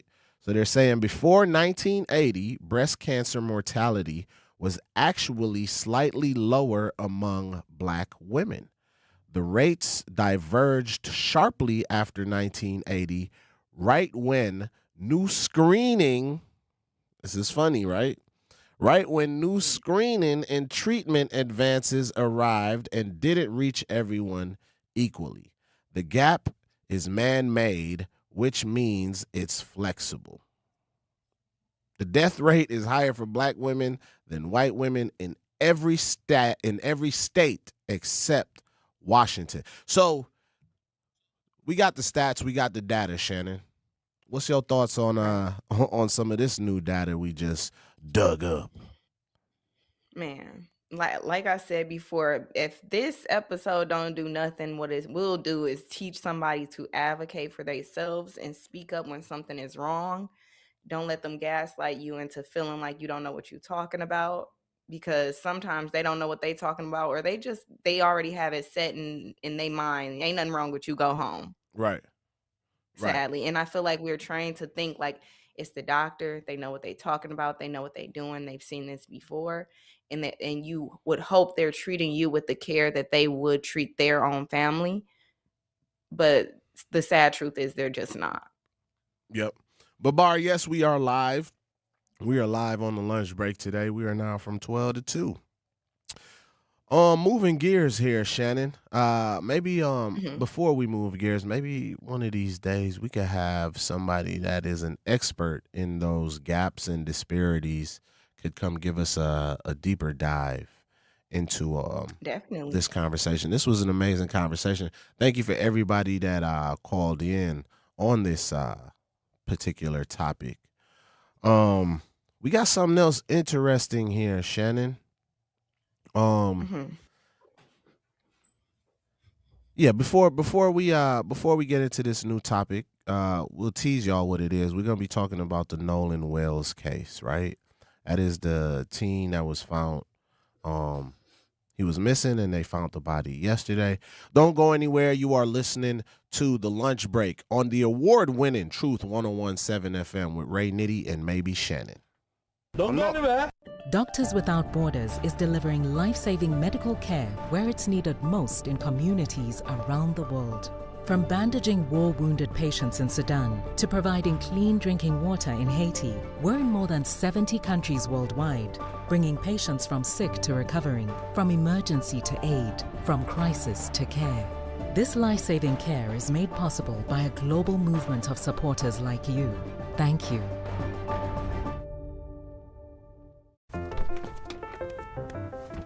Mommy, can I sit in the front seat just this one time? Please, please, please. No, not yet. But why? Because I love you, and you're just not ready yet. Now, get in the back so I can get you in your car seat, please. Putting your kids in the right seat for their age and size is an act of love. Check that your kids are in the right seat at NHTSA.gov/the right seat. Love protects. A message from NHTSA and the Ad Council. In sitcoms, when someone has a problem, they just blurt it out and move on. Well, I lost my job and my parakeet is missing. How was your day? But the real world is different. Managing life's challenges can be overwhelming. So, what do? We get support. The Huntsman Mental Health Institute and the Ad Council have mental health resources available for you at loveyourmindtoday.org. That's loveyourmindtoday.org. See how much further you can go when you take care of your mental health. For 250 years, our armed forces have bravely served America. Wounded Warrior Project honors that legacy by supporting post-9/11 service members and veterans like Anthony, a Marine who was injured by a roadside bomb in Afghanistan. They carried me through my injuries, my not just my physical, but my mental. And seeing other vets doing the same thing helped me tell myself, hey, you can do this. Join us in honoring warriors at woundedwarriorproject.org/America. In the United States, a vehicle is stolen every 31 seconds, about as long as this message. Luckily, you can take a few easy steps to protect your car in the same amount of time. Remove your valuables, roll up your windows, don't leave your car running unattended, lock your doors, and take your keys or fob. If you have information about a crime, call the police. If you suspect insurance fraud, also call 800-TEL-NICB. A public service message from the National Insurance Crime Bureau.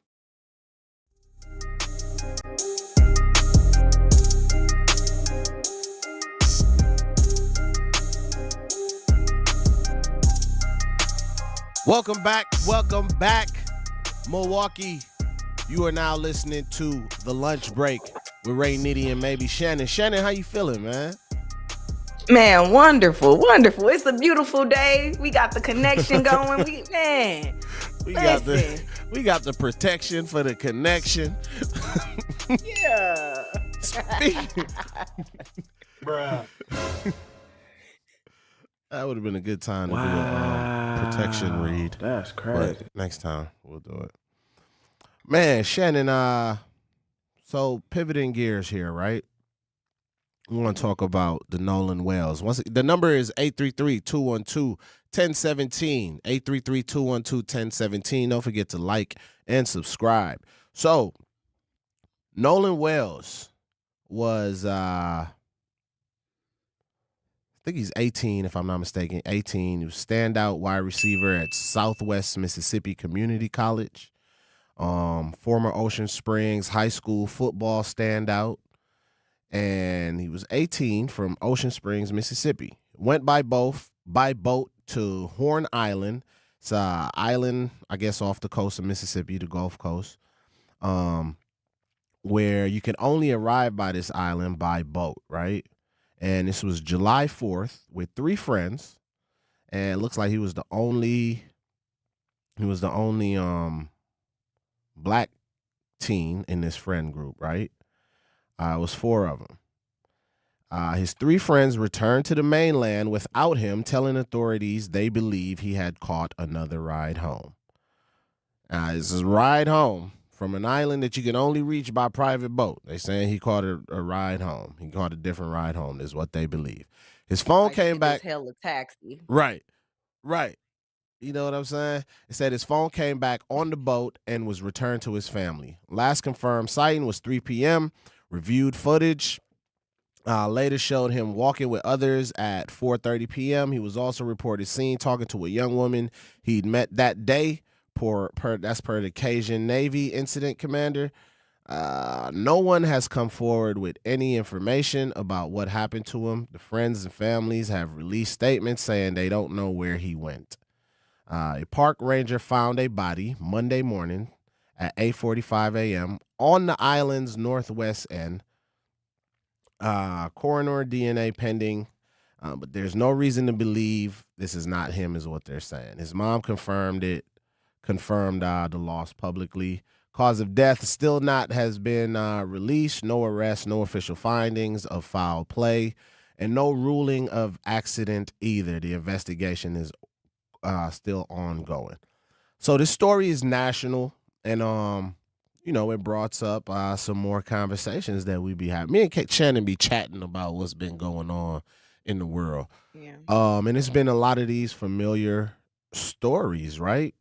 Where you have cases where it seems like it's one black person in a group of friends, and all of a sudden the black person comes up missing or deceased, and nobody could find them, or when they do find them, sometimes it's often ruled a suicide, right? And that's been super suspicious. Right? Super suspicious. And but somehow this person just fell into a mat. Hung themselves in front of a church.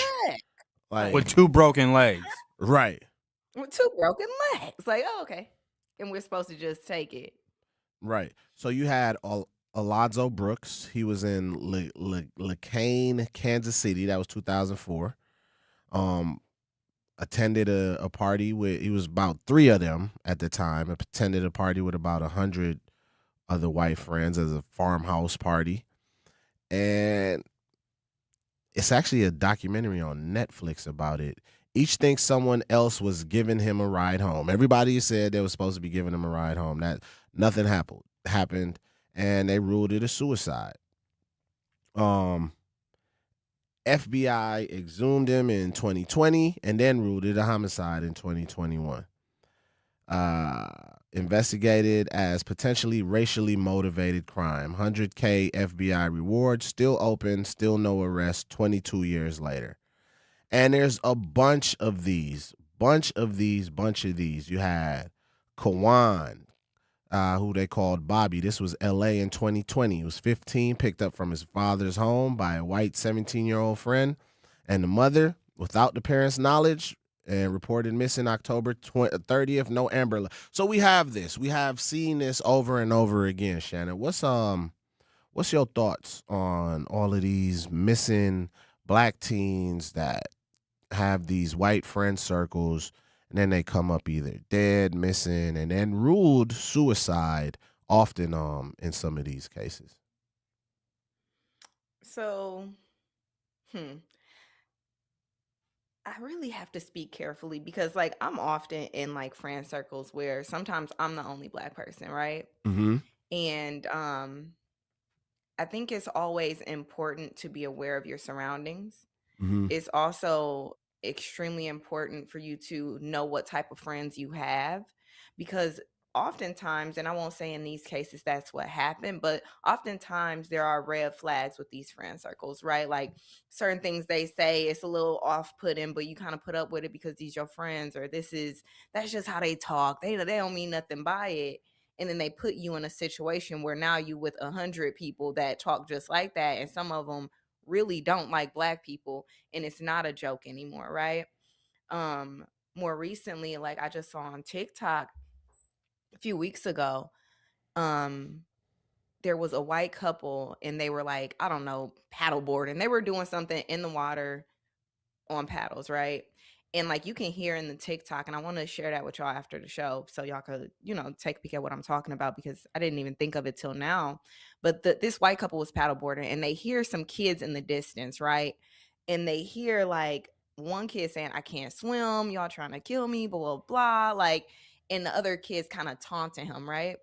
They get closer and they see like, oh, like this is actually a serious situation. They thought they were just joking around, but it was like some white kids, and they basically had stranded their black friend in a position where like they were like, just jump in and swim to us, and he like, I can't swim. Like, what are y'all doing? And they were kind of in a secluded area. So if that white couple hadn't seen that and saved that little boy, who knows what would have come to him. And people were like, we need to find this kid's parent and tell him the type of friends that he's hanging with, because until those situations happen, you kind of told to like, nah, they just joking, or no, they not really like that.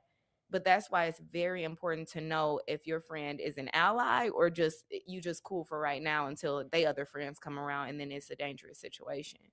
And that kind of reminds me of the situation that happened with him. And right when I saw the picture, obviously, like most people that shared the picture of him missing, most black people's antennas went up.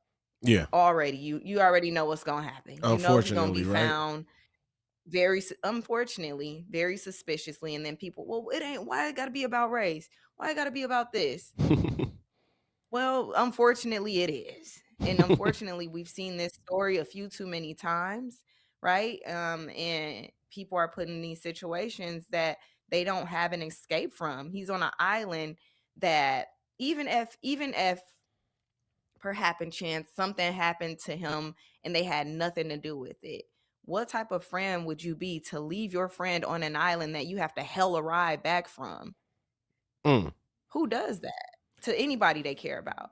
Like, it's not like you took he gonna me figure it out. Across the street, bro, or down the road. Like, exactly, because those friends didn't care for him in general. They don't look at you the way they would look at their brother. They don't look at you the way they would look at their friends. And it's just important. And like, that's a heavy ask, to ask children to have that type of awareness. But I think just as parents as well, we got to be more aware, because we often put our kids in these schools and in these neighborhoods where we think, okay, there's going to be better education and better opportunity. But more oftentimes than not, it comes with higher risk than, maybe my child won't get the best education. Maybe my child won't get this, because when we talk about this, you also have to talk about the conversation of like, there's hundreds of kids that's like, I went to this all white school and I was bullied the whole time. I was made to hate myself. A lot of them kids don't even like black people. They don't know why. They adopt the way of thinking over there. Yep. You know what I'm saying? And it's like, man, at what cost? So absolutely, man. I think this segment definitely needs some more time. So I think we should bring this one back tomorrow and start the show off with it, Shannon. Nolan Wells. For sure. Rest in peace to his family, because like we said, it's a bunch of stories like that. You have Tamala Horsford from Cumming, Georgia. You know what I mean? You have Michaela Miller in Hopkins, Massachusetts. So it's a bunch of these that go on and on. But we're running out of time, man, on the extended lunch break. Shannon, tell the people where they can find us before we go pick some grapes with Manana. Man, make sure you follow Ray Nitty at RAYNITTI on all platforms. Follow me, maybe Shannon, MAYBESHANNON _ on all platforms. And make sure you follow The Lunch Break on Facebook and tap in with us every day, 12 to 2 at 101.7 The Truth. Yes, don't go anywhere. Manon and the Grapevine is up next. And after him, you got to tap in with Jazz Tyler, man. Don't go anywhere, y'all. You are live on the award-winning Truth 101.7 FM.